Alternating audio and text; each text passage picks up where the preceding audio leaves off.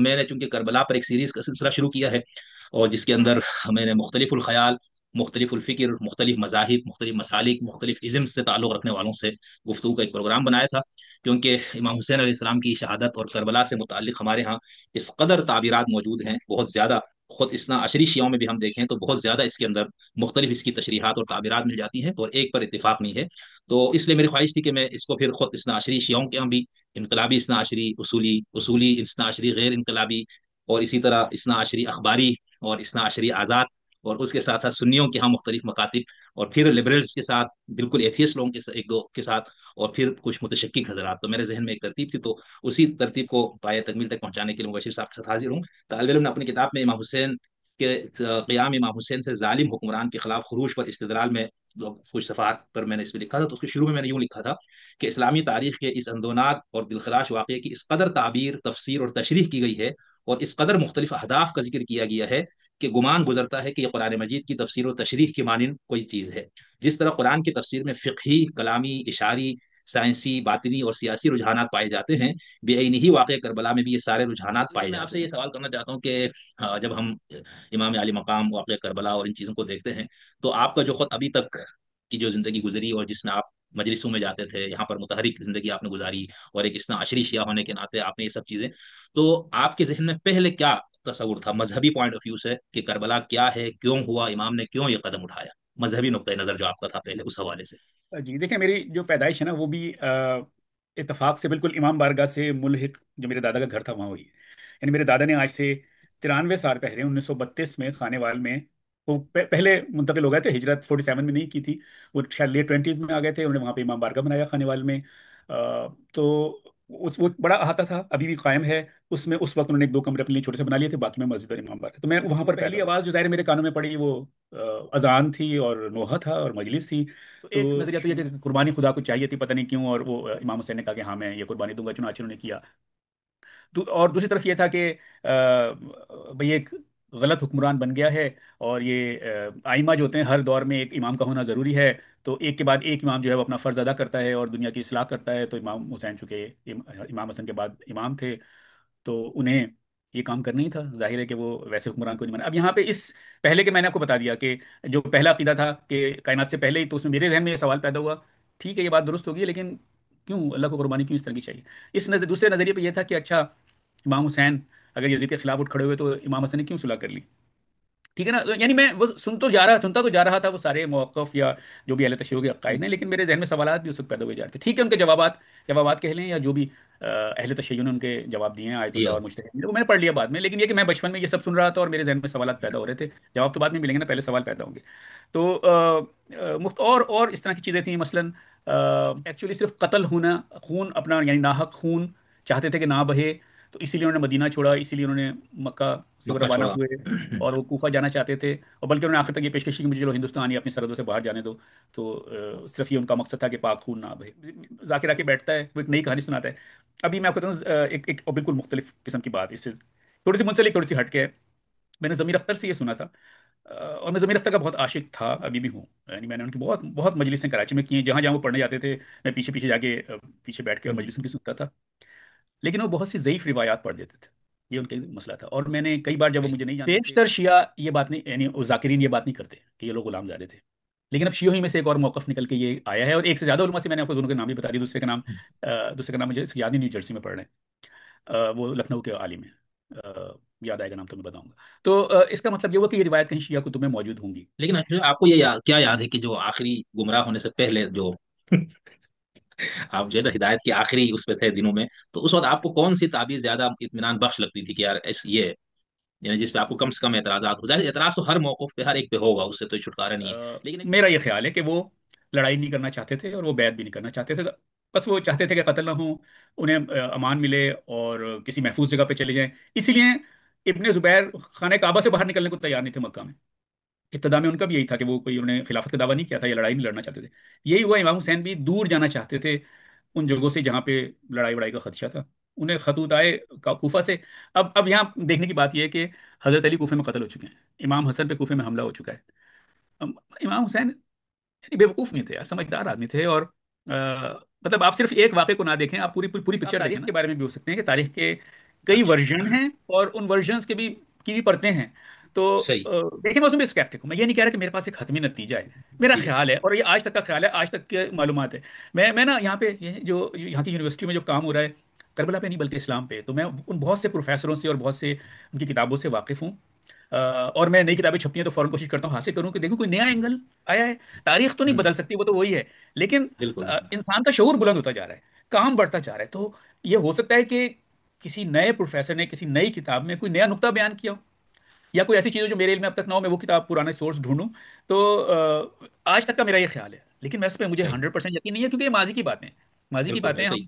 100% شور ہم نہیں ہو سکتے. تو جو تاریخ پوری نہیں لکھی جاتی ہمیشہ. میں اگر ہم دیکھیں یہ میرا والے مان لیتے ہیں جس کو ابھی تک آپ سمجھ رہے کہ مطالعہ اور غور و فکر کے بعد آپ کو لگ رہا ہے کہ یوں ہے, تو پھر اس صورت میں ہمارے ہاں جب امام کے اس اقدام کو بہت جسٹیفائی کرنے یا اس کو ثابت کرنے کے لیے کہ بھئی یہ دیکھو کتنی بڑی قربانی تھی سب کچھ, تو اس میں جو یزید کی شخصیت کو انتہائی کریہ بنایا ہے, مطلب کہ انہوں نے محرمات کو بھی حلال کر دیا, ان کے ساتھ زنا کو بھی وہ کر دیا, شراب کو جائز قرار دیا, نہ صرف پیتا, اور باقی بہت سی ایسی چیزیں.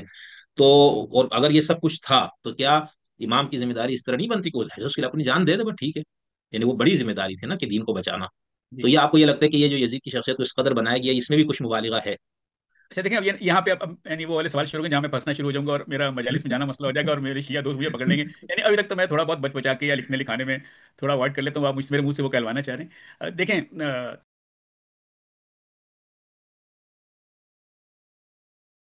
سلام اور آداب, نمستے, ست سری اکال, خداون کی آپ سب پر سلامتی ہو, شولوم.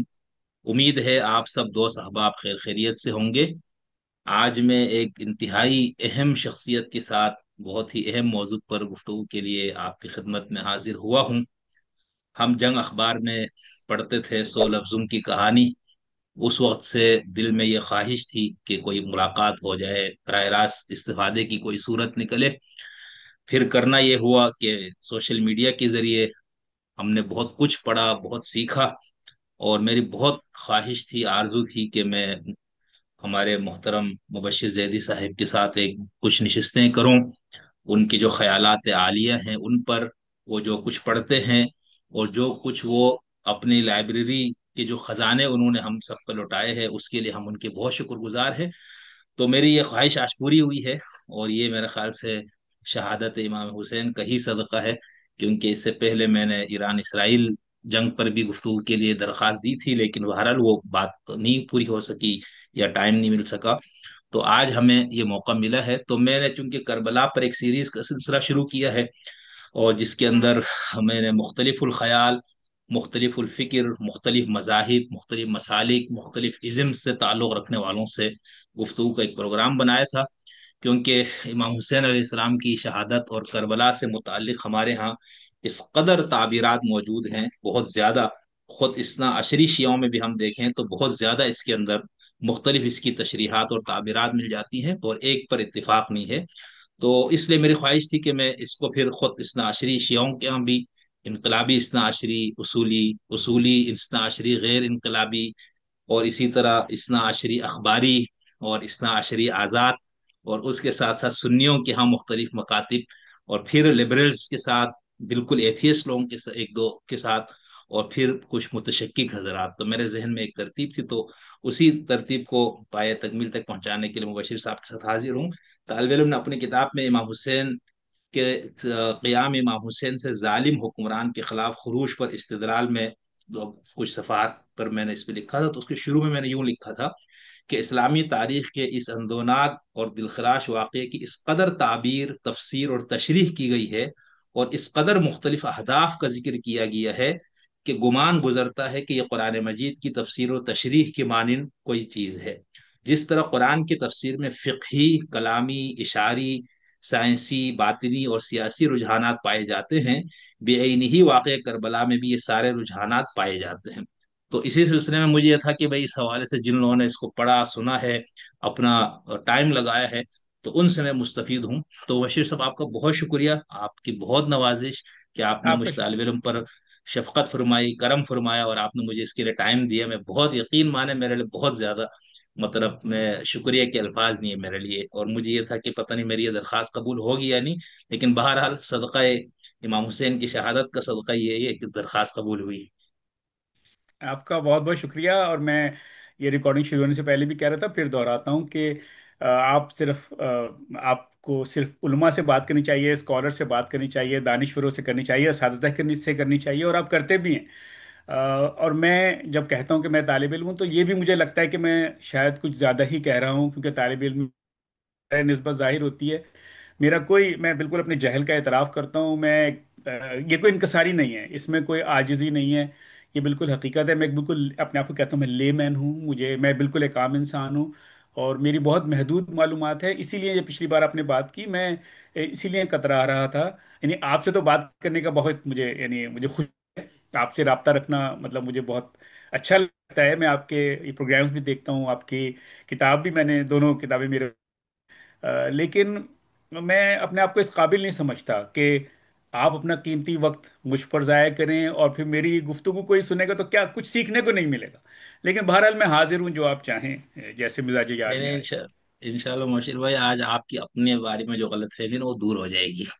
ٹھیک ہے، جی جی، ٹھیک آپ ہے، نے تھینک یو۔ اپنے آپ کو، آپ نے کہا نا کہ علماء سے، دانشوروں سے، اساتذہ سے ٹائم لیتا ہوں، تو ہمارے خیال میں تو یہ تینوں چیزیں آپ کے اندر بیک وقت موجود ہے، اور یہ انکساری اچھی بات ہے۔ مطلب مجھے خود یقین مان، جب میں کسی کو کہتا ہوں میں طالب علم ہوں، تو مجھے یہ والی، یہ میں خود بھی محسوس کرتا ہوں، اس میں بھی میں شاید تعریف کر رہا ہوں اپنی۔ تو یہ بہت اچھی بات ہے، انسان کو جتنا وہ پڑھتا ہے اتنا ہی اس کو لگتا ہے یار میں نے کچھ نہیں پڑھا۔ جتنا ہم خود، مجھے یاد ہے 18 19 سال کے نا، تو کچھ کتابیں پڑھی تو میں کہتا تھا انا ولا غیری، اور اس کو کیا پتا وہ جاہل ہے اور اس کو کچھ نہیں آتا، یعنی یہ میرا اپنا۔ لیکن صحیح۔ ایک ٹائم ایسا ہے، یقین مانے مجھے لگتا ہے کہ وہ کچھ بھی نہیں آتا مطلب، جتنا زیادہ تھوڑا سا پڑھنے کی کوشش، تو یہ بہت اچھا، لیکن انشاءاللہ ہم بہت مستفید ہوں گے۔ اچھا مشیر بھائی، میں آپ سے یہ سوال کرنا چاہتا ہوں کہ جب ہم امام علی مقام، واقعہ کربلا اور ان چیزوں کو دیکھتے ہیں، تو آپ کا جو خود ابھی تک کی جو زندگی گزری، اور جس میں آپ مجلسوں میں جاتے تھے، یہاں پر متحرک زندگی آپ نے گزاری، اور ایک اثنا عشری شیعہ ہونے کے ناطے آپ نے یہ سب چیزیں، تو آپ کے ذہن میں پہلے کیا تصور تھا مذہبی پوائنٹ آف ویو سے، کہ کربلا کیا ہے، کیوں ہوا، امام نے کیوں یہ قدم اٹھایا، مذہبی نقطۂ نظر جو آپ کا تھا پہلے اس حوالے سے؟ جی دیکھیں، میری جو پیدائش ہے نا، وہ بھی اتفاق سے بالکل امام بارگاہ سے ملحق، جو میرے دادا کا گھر تھا وہاں ہوئی ہے۔ یعنی میرے دادا نے آج سے 93 سال پہلے 1932 میں خانے وال میں، وہ پہلے منتقل ہو گئے تھے، ہجرت 47 میں نہیں کی تھی، وہ شاید لیٹ 20s میں آ گئے تھے، انہوں نے وہاں پہ امام بارگاہ بنایا خانے وال میں۔ تو وہ بڑا احاطہ تھا، ابھی بھی قائم ہے۔ اس میں اس وقت انہوں نے ایک دو کمرے اپنے لیے چھوٹے سے بنا لیے تھے، باقی میں مسجد اور امام بارگاہ، تو میں وہاں پر پیدا ہوا۔ تو پہلی آواز جو ظاہر ہے میرے کانوں میں پڑی، وہ اذان تھی، اور نوحہ تھا، اور مجلس تھی۔ تو شروع میں تو ظاہر ہے میں انہی خیالات کے زیر اثر تھا، ابھی بھی ہوں۔ میں یہ نہیں کہہ رہا کہ میں بالکل آ، اگر متشکک ایگنوسٹک اپنے آپ کو کہتا ہوں تو اس سے الگ ہو گیا ہوں، لیکن وہی تقدس اور وہی کربلا کی کہانی، اور آ، وہی مجلس، ماتم، جلوس، مرثیہ، آ، بچپن میں تو ظاہر ہے میں نے ویسے ہی سنا تھا۔ پھر ہم کراچی شفٹ ہو گئے، اس وقت بھی میں چھوٹا ہی تھا، یعنی 10 10 11 سال کا تھا۔ پھر یہاں پہ بہت زیادہ عزاداری ہوتی ہے، بہت زیادہ مجالس ہوتی ہیں، جلوس ہوتے ہیں، اور ظاہر ہے کراچی کی جیسی عزاداری ہے ویسے تو کہتے ہیں دنیا میں کہیں نہیں ہوتی، اور اب میں کافی کافی تو نہیں لیکن تھوڑی سی دنیا میں نے دیکھی ہے، اور میں کربلا، مشہد، بات صحیح ہے۔ دمشق ہاں یہ بات ہے کہ کچھ الگ ہے، کچھ ہٹ کے ہے، ہو سکتا ہے لکھنؤ کی، اور جہاں ہمارے آبا و اجداد رہے ہیں امروہہ میں، شاید وہاں بھی ایسی ہوتی ہوگی، مجھے نہیں پتا، لیکن کراچی میں، اور خاص طور پہ وہ جو انچولی کا علاقہ ہے جہاں میں نے اپنی زندگی کے 30 سال گزارے، وہاں واقعی بہت زیادہ آزاداری ہے۔ تو لیکن جو میرا ذہنی کہنا چاہیے سفر ہے، یا جو میرے خیالات میں تبدیلی آئی، آ، وہ وہ زیادہ ہو سکتا ہے کہ میں نے گمراہ کن چیزیں زیادہ پڑھ لیں مطالعے کی ایسا وجہ ہی سے۔ ہوتا ہے۔ لیکن اب میرا یہ خیال ہے، اب جی میں یہ جی، سمجھتا ہوں کہ نا، دو طرح کے انسان ہوتے ہیں، صرف یہ شیعوں میں یا مسلمانوں میں یا اور اس میں نہیں، پوری دنیا میں دو طرح کے لوگ ہیں۔ ایک وہ ہیں جو عقل پہ جو ہے نا عقل کی بات مانتے ہیں، اور ایک وہ ہیں جو ٹھیک، جذبات کی بات مانتے ہیں۔ تو یہ شروع سے ہی ہوتا ہے، یہ جو کہنا کہ میں ایسا فلاں عمر میں جا کے میں پلٹ گیا، میں مذہبی ہو گیا، یا میں ایتھیسٹ ہو گیا، یہ مجھے لگتا ہے یہ درست بات نہیں ہے۔ کچھ لوگ ہیں جو زندگی کے آخری سانس تک مذہبی ہی رہتے ہیں اور ایمان ہی پر کاربند رہتے ہیں۔ کچھ لوگ ہوتے ہیں جن میں وہ شروع سے، آپ اسے کیڑا کہہ لیں، اسے آپ کچھ بھی کہہ لیں، ذہنی اپج کہہ لیں، کچھ بھی، کہ ایسا ہوتا ہے وہ شروع سے ہی ان کے پاس سوالات ہوتے ہیں۔ یعنی مجھے آج، میں آج آپ کو بتا سکتا ہوں، میں نے لکھا بھی ہے اس بارے میں، کہ جب میں بہت چھوٹا تھا، یعنی خانے والی ہی میں تھا، یعنی اپنی پرائمری کلاس میں تھا، تب بھی میں نے کچھ سوال ایسے اپنے بڑوں سے کیے تھے جو اب میں سوچتا ہوں کہ نہیں، میں اس وقت بھی ایسے ہی سوچتا تھا۔ یعنی وہ ٹھیک ہے، میں پریکٹسنگ شیعہ یا پریکٹسنگ مسلمان تھا، نماز پڑھتا تھا، مجلسوں میں جاتا تھا، ابھی بھی جاتا ہوں۔ میں یہ سمجھنا کہ میں اب نہیں جاتا، یہاں امریکہ میں بہت آزاداری ہوتی ہے اور میں بالکل باقاعدگی سے جاتا ہوں۔ آ، لیکن یہ سوال ایک بار ایسا ہوا کہ آ، کسی نے کہا، میری نانی نے بتایا مجھے، اب میں دلچسپ دیکھیں، میں آپ کو کہانیاں سنا سکتا ہوں، تو میں آپ کو کہانیاں اور جی واقعات جی سنا جی، رہا ہوں بالکل بجائے علمی گفتگو کے۔ بالکل، تو میرے میرے وہ کریں ماموں گے۔ اور میری، جی، میں نے نانی سے اپنے بہت زیادہ، یعنی نانی نے مجھے صورتیں یاد کرائی، نماز سکھائی، سب کچھ کیا۔ تو ظاہر ہے کربلا کی باتیں بھی بتائیں، اماموں کی باتیں بھی بتائیں۔ تو ایک دفعہ انہوں نے بتایا کہ ان کے کسی کزن کا بیٹا، اختر بھائی تھے، ان کا انتقال ہو گیا، کراچی میں ہوتے تھے وہ زنجیر کے ماتم کے بہت شوقین تھے، تو بہت اور وہ نماز پڑھنے کے بڑے شوقین تھے، تو زنجیر کا ماتم نے بہت، ان کی والدہ منع کرتی تھیں لیکن وہ ماتم ضرور کرتے تھے اور خون بہاتے تھے۔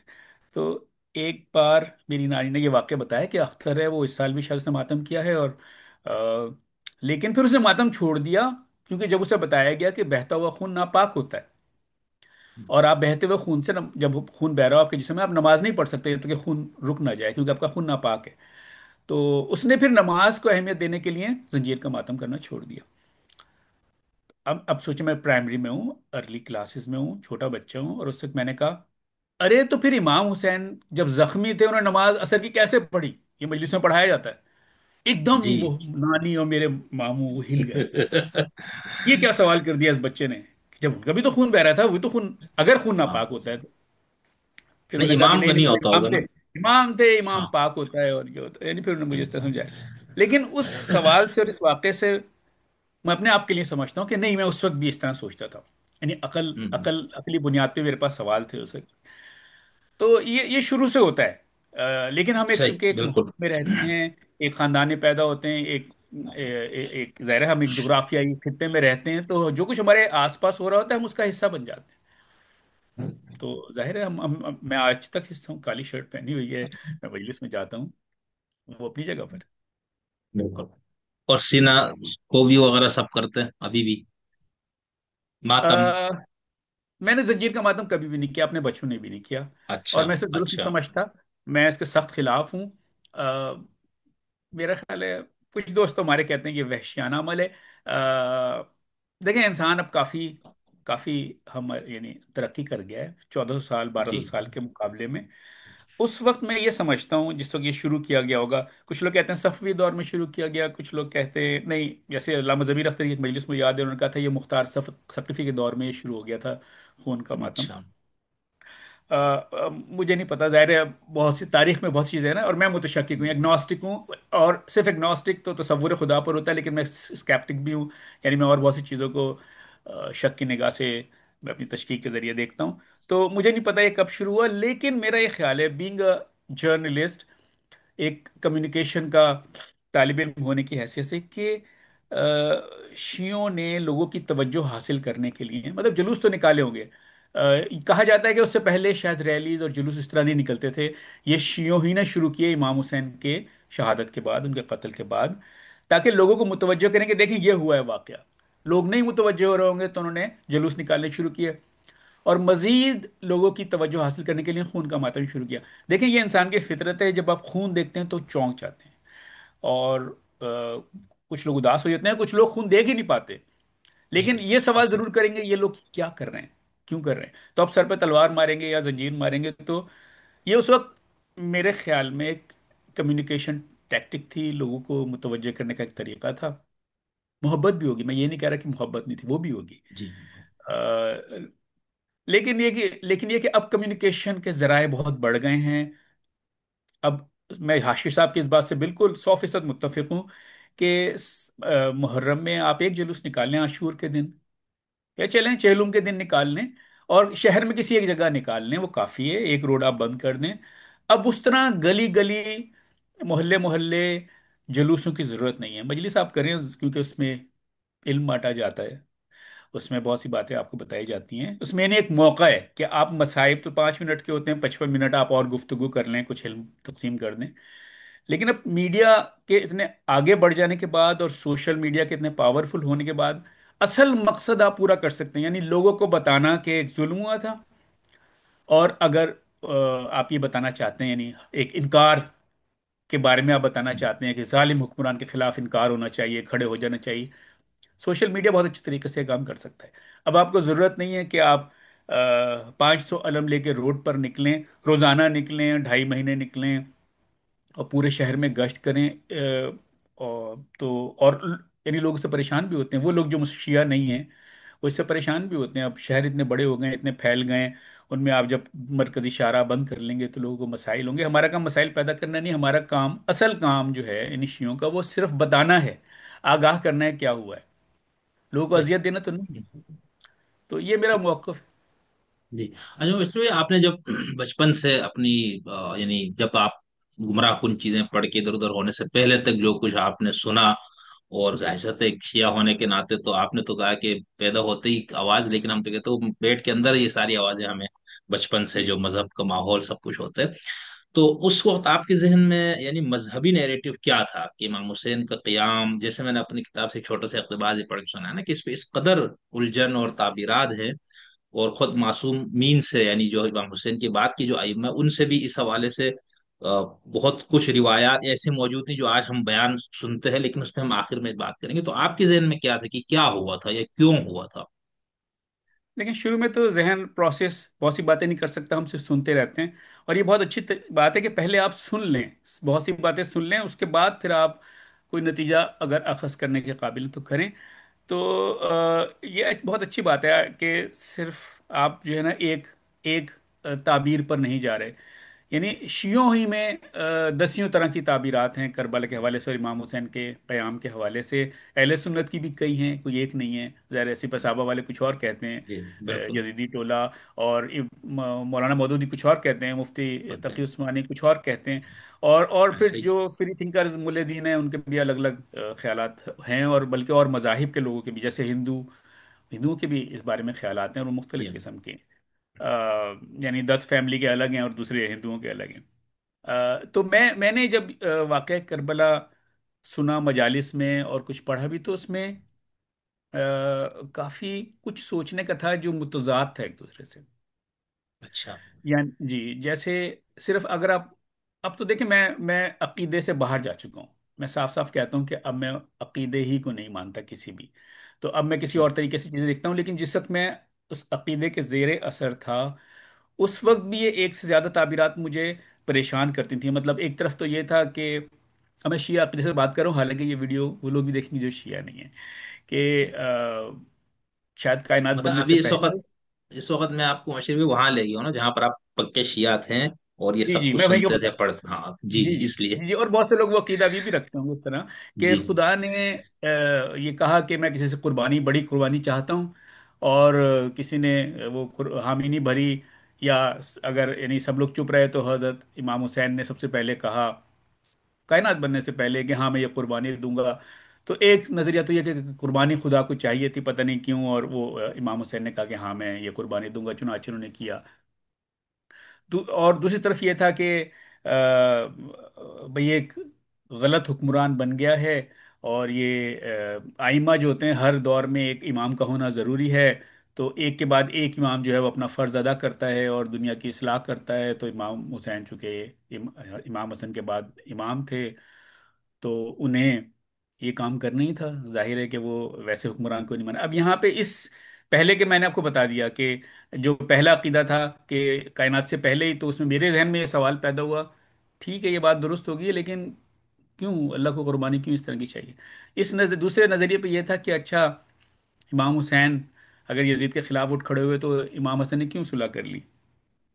ٹھیک ہے نا، یعنی میں وہ سنتا تو جا رہا تھا وہ سارے موقف یا جو بھی اہل تشیع کے عقائد ہیں، لیکن میرے ذہن میں سوالات بھی اس وقت پیدا ہوئے جا رہے تھے، ٹھیک ہے ان کے جوابات کہہ لیں یا جو بھی، اہل تشیع نے ان کے جواب دیے ہیں، آیت اللہ یا اور مجتہد، وہ میں نے پڑھ لیا بعد میں، لیکن یہ کہ میں بچپن میں یہ سب سن رہا تھا اور میرے ذہن میں سوالات پیدا ہو رہے تھے، جواب تو بعد میں ملیں گے نا، پہلے سوال پیدا ہوں گے۔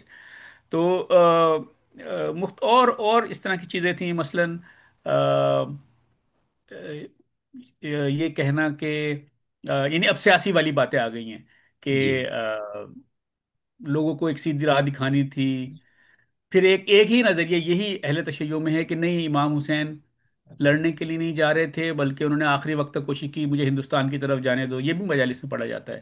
تو وہ ایکچولی صرف قتل ہونا، خون اپنا یعنی ناحق خون چاہتے تھے کہ نہ بہے، تو اسی لیے انہوں نے مدینہ چھوڑا، اسی لیے انہوں نے مکہ سے وہ مکہ روانہ چھوڑا۔ ہوئے اور وہ کوفہ جانا چاہتے تھے، اور بلکہ انہوں نے آخر تک یہ پیشکش کی کہ مجھے چلو ہندوستان ہی اپنی سرحدوں سے باہر جانے دو۔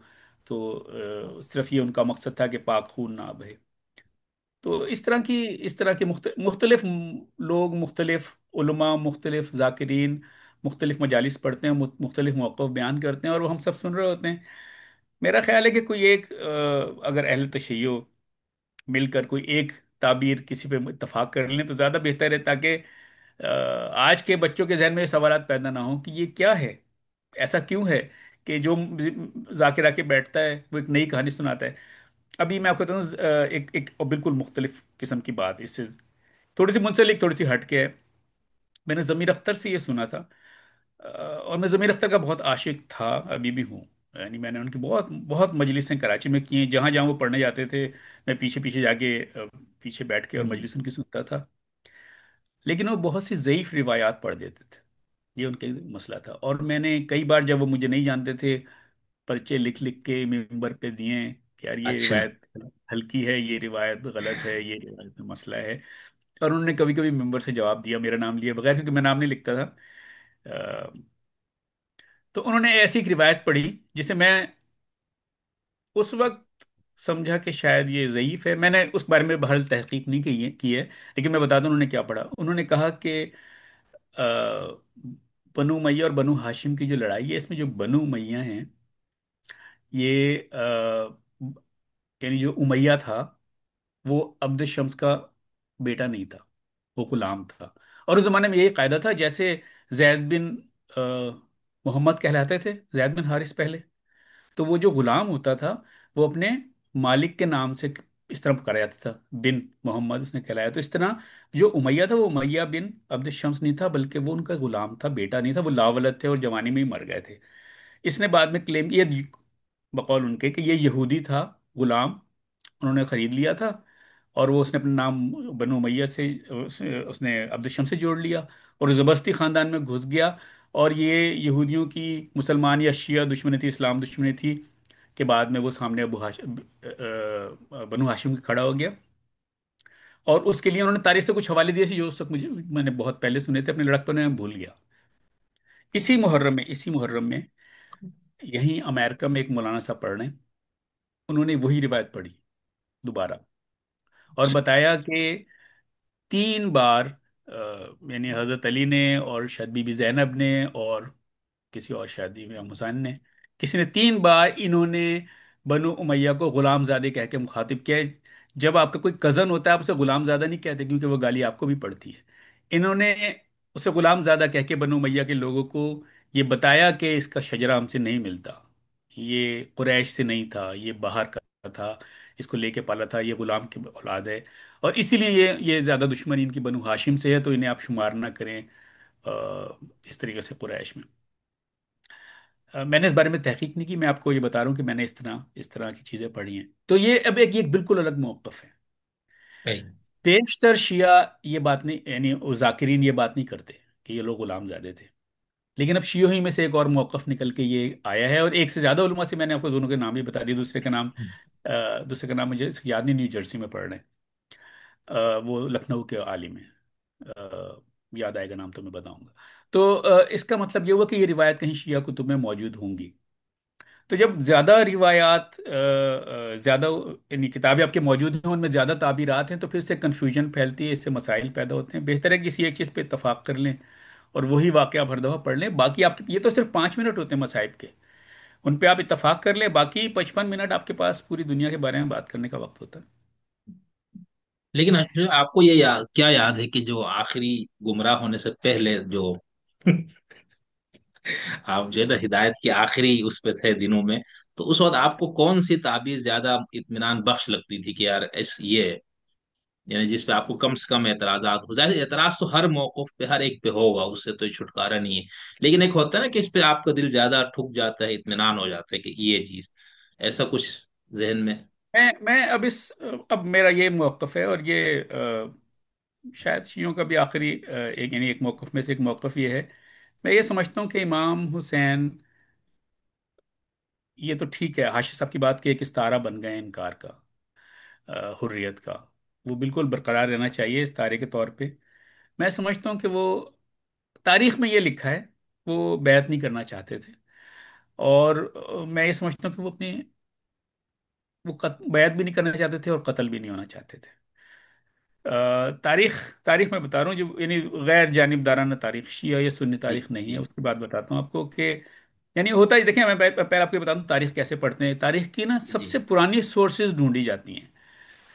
آج میں کتاب آج لکھوں گا نا تو وہ قابل اعتبار نہیں ہوگی.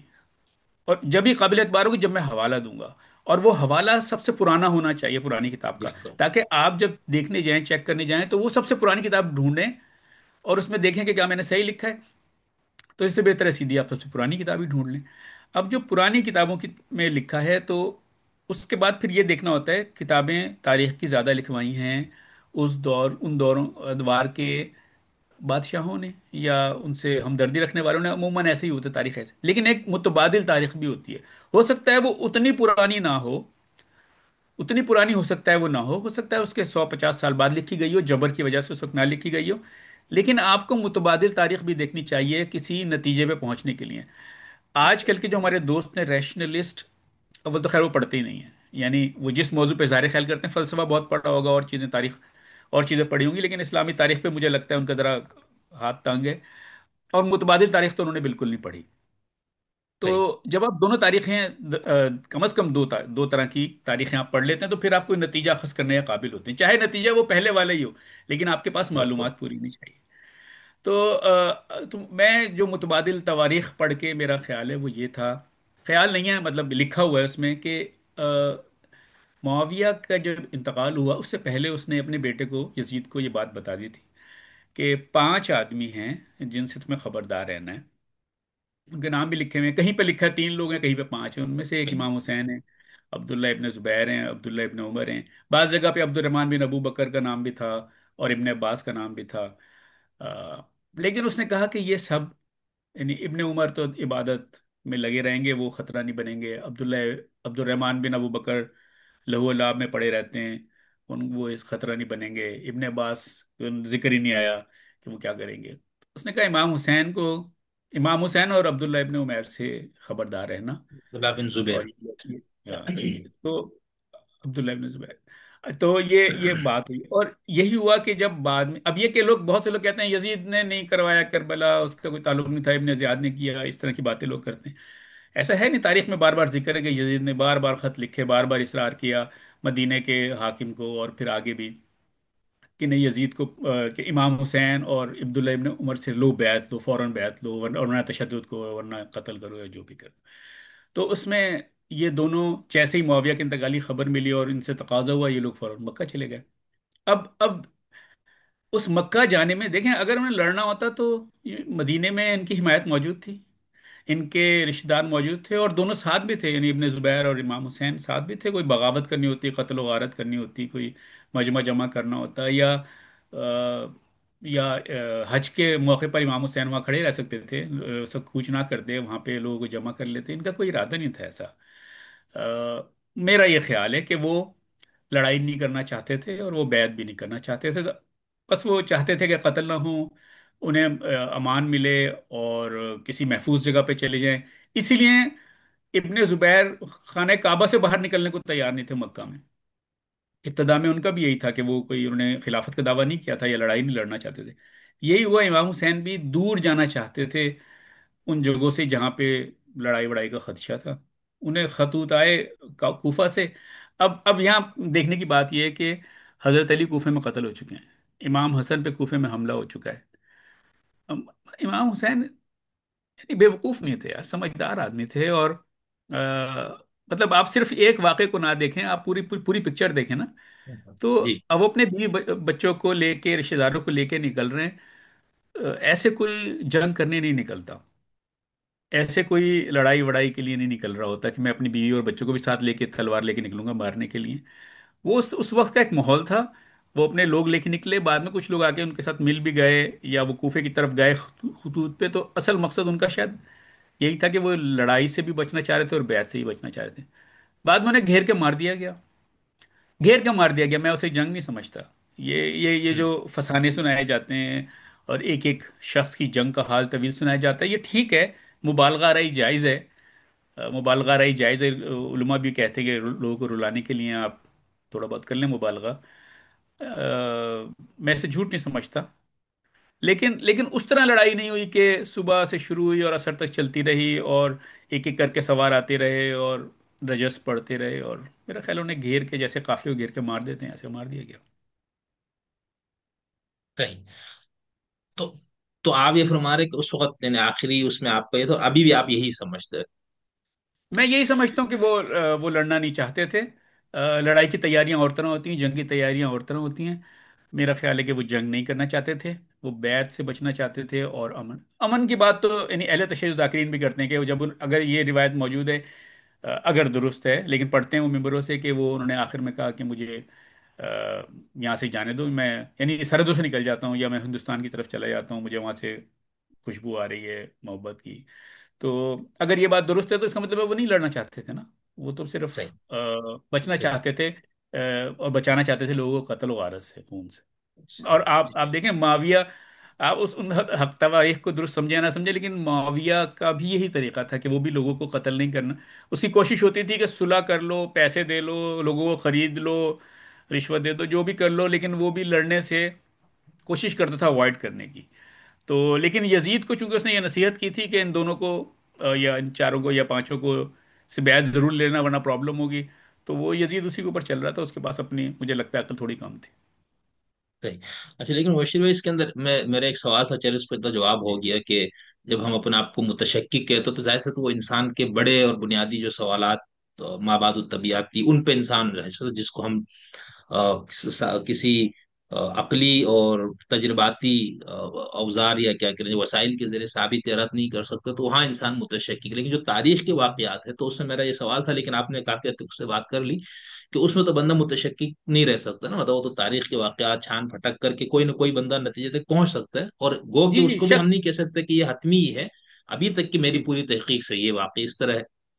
जी, ठीक। इसीलिए मैं कह रहा हूँ कि देखें, एग्नोस्टिक और स्केप्टिक में थोड़ा फर्क है। एग्नोस्टिक ये है कि आप तसव्वुर खुदा के ऊपर शक का शिकार हूँ, खुदा पता नहीं है या नहीं है, और अगर कोई अजीम आसमानी ताकत है तो क्या उसने अंबिया जी। भेजे भी हैं कि नहीं भेजे। तो ये तो एग्नोस्टिज्म हो गया। लेकिन स्केप्टिक आप तारीख के बारे में भी हो सकते हैं कि तारीख के कई अच्छा। वर्जन हैं और उन वर्जन्स के भी की भी परतें हैं।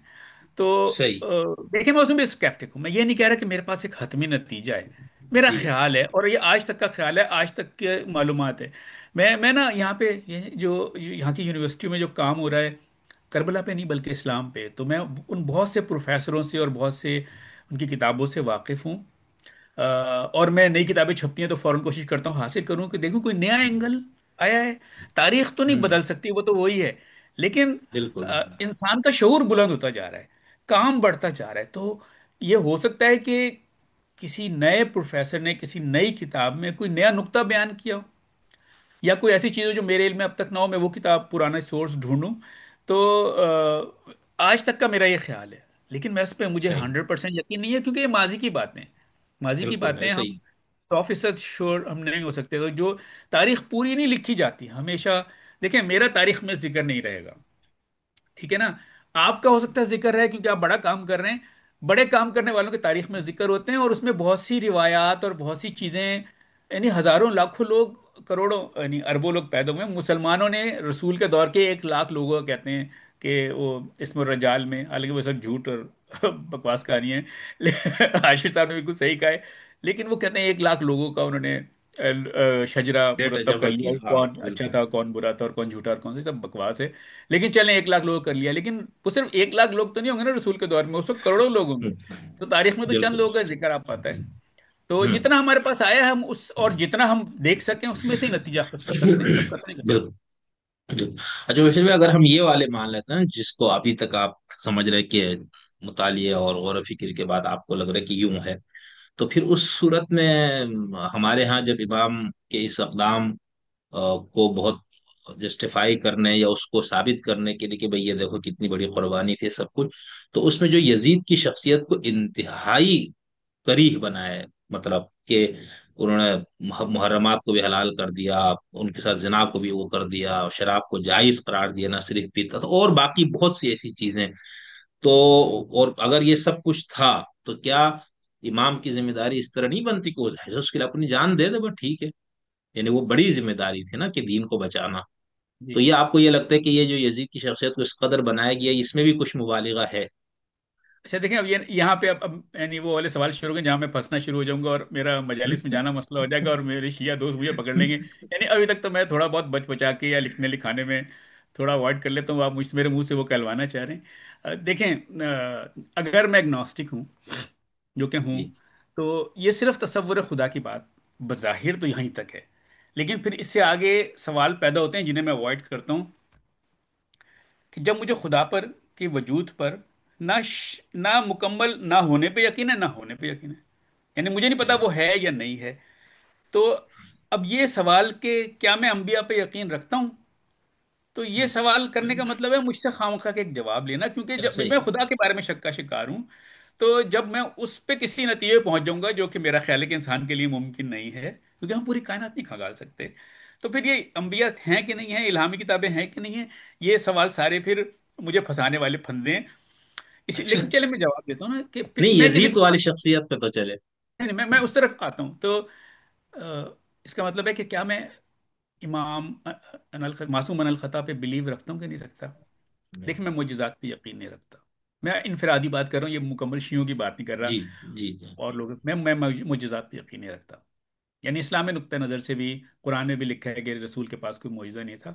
لیکن میں ایک نوسٹک کی حیثیت سے، میں کسی ریشنلسٹ کی حیثیت سے کسی معجزے پہ یقین نہیں رکھتا. کوئی چیز خلاف فطرت نہیں ہوتی. میں نہیں مان تو اس لیے میں بھی نہیں، یہ بھی نہیں مانتا کہ کوئی ایسا شخص یا ایسے اشخاص، ایسے افراد، ایسے خاندان تھے جن سے کوئی خطا نہیں ہو سکتی تھی. ٹھیک ہے نا. اب یہ بہت ہی باریک اور نازک والا مقام ہے. تو ایسا ہی. لیکن ظاہر ریشنلسٹ تو یہی اس طرح ہی سوچتا ہے. ایسا ہی. اچھا، تو جب میں امام کے بارے میں ایسا سوچ سکتا ہوں، تو یزید کہاں سے دھلا دھلایا پاک صاف اچھا قسم کا انسان نکلے گا. اور یہ تاریخ میں لکھا ہے. اب دیکھیں، اب ہم تو ہسٹری ہی سے دیکھیں گے نا. میں تو ممبر بالکل. پہ بیٹھ کے طالب جوہری بھی میں ان کی خدمت میں حاضر دیتا تھا، ان کی مجلس ساری جا کے سنتا تھا، ان سے بڑی محبت کرتا تھا اور وہ بھی مجھ سے شفقت کرتے تھے. لیکن وہ بھی جب ممبر پہ کوئی بات کہتے تھے نا اور مجھے اس میں کچھ شک ابہام کچھ ہوتا تھا، مسئلہ ہوتا تھا، میں گھر آ کے کتاب دیکھتا تھا. کتاب سند ہوتی ہے، کسی کا کہنا سند نہیں ہوتا. ٹھیک ہے نا. تو اب یزید کے بارے میں لکھا ہوا ہے کہ وہ، دیکھیں، اب امریکہ میں رہتا ہوں، یہاں پہ لوگ شراب گھر میں پیتے ہیں اور باہر نکل کے مجھ سے صحیح معاملہ کر دیں. آج کے اخلاقیات میں گھر میں کوئی شراب پی کے باہر نکلے آپ اسے برا آدمی نہیں کہتے. اسلامی نقطہ نظر سے آپ کہہ سکتے ہیں یزید نے شراب پی، برا آدمی تھا اور الٹے سیدھے کام کرتا تھا، برا آدمی تھا. تو اب ہم اسلامی نقطہ نظر سے اگر دیکھیں نا، یزید نے برے کام کیے تھے. اس کا جو سب سے، یعنی کربلا کے علاوہ بھی کے بعد جو سب سے خوفناک اور برا کام تھا وہ واقعہ ہررا ہے. آپ نے اس بارے میں اگر پڑھا ہے، اس نے کہا جا کے اپنے فوج سے کہا جاؤ اور جا کے حملہ کرو مدینہ پہ، اور مدینہ رسول کا شہر ہے، اس بات کا خیال رکھیں. اور اس نے کہا وہاں جا کے ان سے 3 دن انہوں نے کہنا کہ وہ بیعت کریں یا جو بھی اس کا مطالبہ تھا پورا کریں، نہیں تو پھر وہاں کے لوگ تمہارے لیے مباح ہیں. یعنی آپ ریپ کریں، قتل کریں، مال لوٹیں، سب جائز ہے. یہ یزید کا حکم تھا. یہ سب کتابوں میں موجود ہے، کوئی ایسا نہیں ہے کہ موجود ہے. شیعوں نے گھڑ لیا ہے. کیونکہ امام زین العابدین تو ان دنوں میں ان سب چیزوں سے بچنے کے لیے مدینے سے باہر تشریف لے گئے تھے. تو یعنی امام شیعوں کا امام تو باہر ہے، تو وہ تو اس سے الگ ہو چکے ہیں. لیکن یہ یزید نے یہ کام کیا. اس کا مطلب ہے کہ وہ اس کی شخصیت کے بارے میں جو بھی باتیں کی جاتی ہیں، اس میں سے چلیں 100% جو شیعہ کہتے ہیں وہ درست نہیں ہوں گی، یا 50% نہ کہیں، لیکن تھیں تو صحیح، مسائل تو تھے اس کے ساتھ. اس کا یہ ایک عورت کا بھی اگر ریپ کیا گیا اس کے کہنے پر، اس کے جائز کہنے پر، بالکل تو پھر وہ قابل معافی نہیں ہے. صحیح، ایسے ہی. اچھا، اپنا وشی صاحب، یہاں پر جو ہمارے ہاں ظاہر سی بات آپ نے تو کچھ بھی نہیں چھوڑتے پڑھنے میں ماشاء اللہ سے. تو یہ جو محمود عباسی اور اس نوع کے کچھ لوگوں نے دوسرا مقدمہ جو کھڑا کیا، تو اس کو آپ کس نظر سے، انہوں نے بھی تو وہی تاریخ انہی کتابوں کے حوالے وہی کچھ، تو اس کو آپ کس نظر سے دیکھتے، کوئی ہے یہ وزن علمی طور پر؟ یہ شیعہ بھی یہی کرتے ہیں، اور یہ محمود عباسی اور اس طرح کے لوگوں نے بھی، یہ چیری پکنگ کا کام ہے. تاریخ میں سب کچھ لکھا ہوا ہے، لیکن اس کے بعد پھر یہ آپ کی یا تاریخ داں کی یہ ذمہ داری ہے کہ یہ جو سب لکھا ہوا ہے نا، اس میں سے آپ کیا چھاپتے ہیں. دیکھیں، میں بہت عرصے تک میں جرنلزم میں 25 سال جرنلزم کیا، اور اس میں سے 17 18 سال میں بلیٹن پروڈیوسر تھا. میرے پاس ایک دن میں 2000 اسٹوریز ہوتی تھیں، لیکن میرے پاس نا 20 چلانے کا بھی وقت نہیں ہوتا تھا. ایک بلیٹن میں 20 خبریں بھی نہیں چل پاتی تھیں. اور جب میں اخبار میں تھا تو اس سے بھی ہوتا تھا کہ 3 پیج ہمارے پاس ہوتے تھے، لیکن اسٹوریز ہزاروں ہیں. آپ نے چھاپنی تو زیادہ سے زیادہ، اس میں مجھے یاد ہے کہ 59 خبریں 3 پیجز میں چھپ جاتی ہیں، 58 ایسی ہوتی ہیں. تو نا یہی تاریخ کا معاملہ ہے کہ آپ کے سامنے تبری نے کہیں بھی نہیں کہا کہ جو میں نے جمع کر دیا ہے وہ سب حتمی ہے. اس نے کہا میرے پاس جو کچھ معلومات آ رہی ہے میں رکھ رہا ہوں یہاں پہ، اب آپ خود طے کر لیجیے گا. اتفاق سے بعض تفاسیر میں بھی ایسے ہی لکھا ہے، یعنی اہل تشیع کی تفاسیر میں بتا رہا ہوں، ان میں یہ لکھا ہوتا ہے شروع میں کہ ہمیں ایک موضوع پہ جتنی، یعنی اس آیات کے ساتھ کی جتنی اماموں کی روایات ملی ہم جمع کر رہے ہیں یہاں پہ.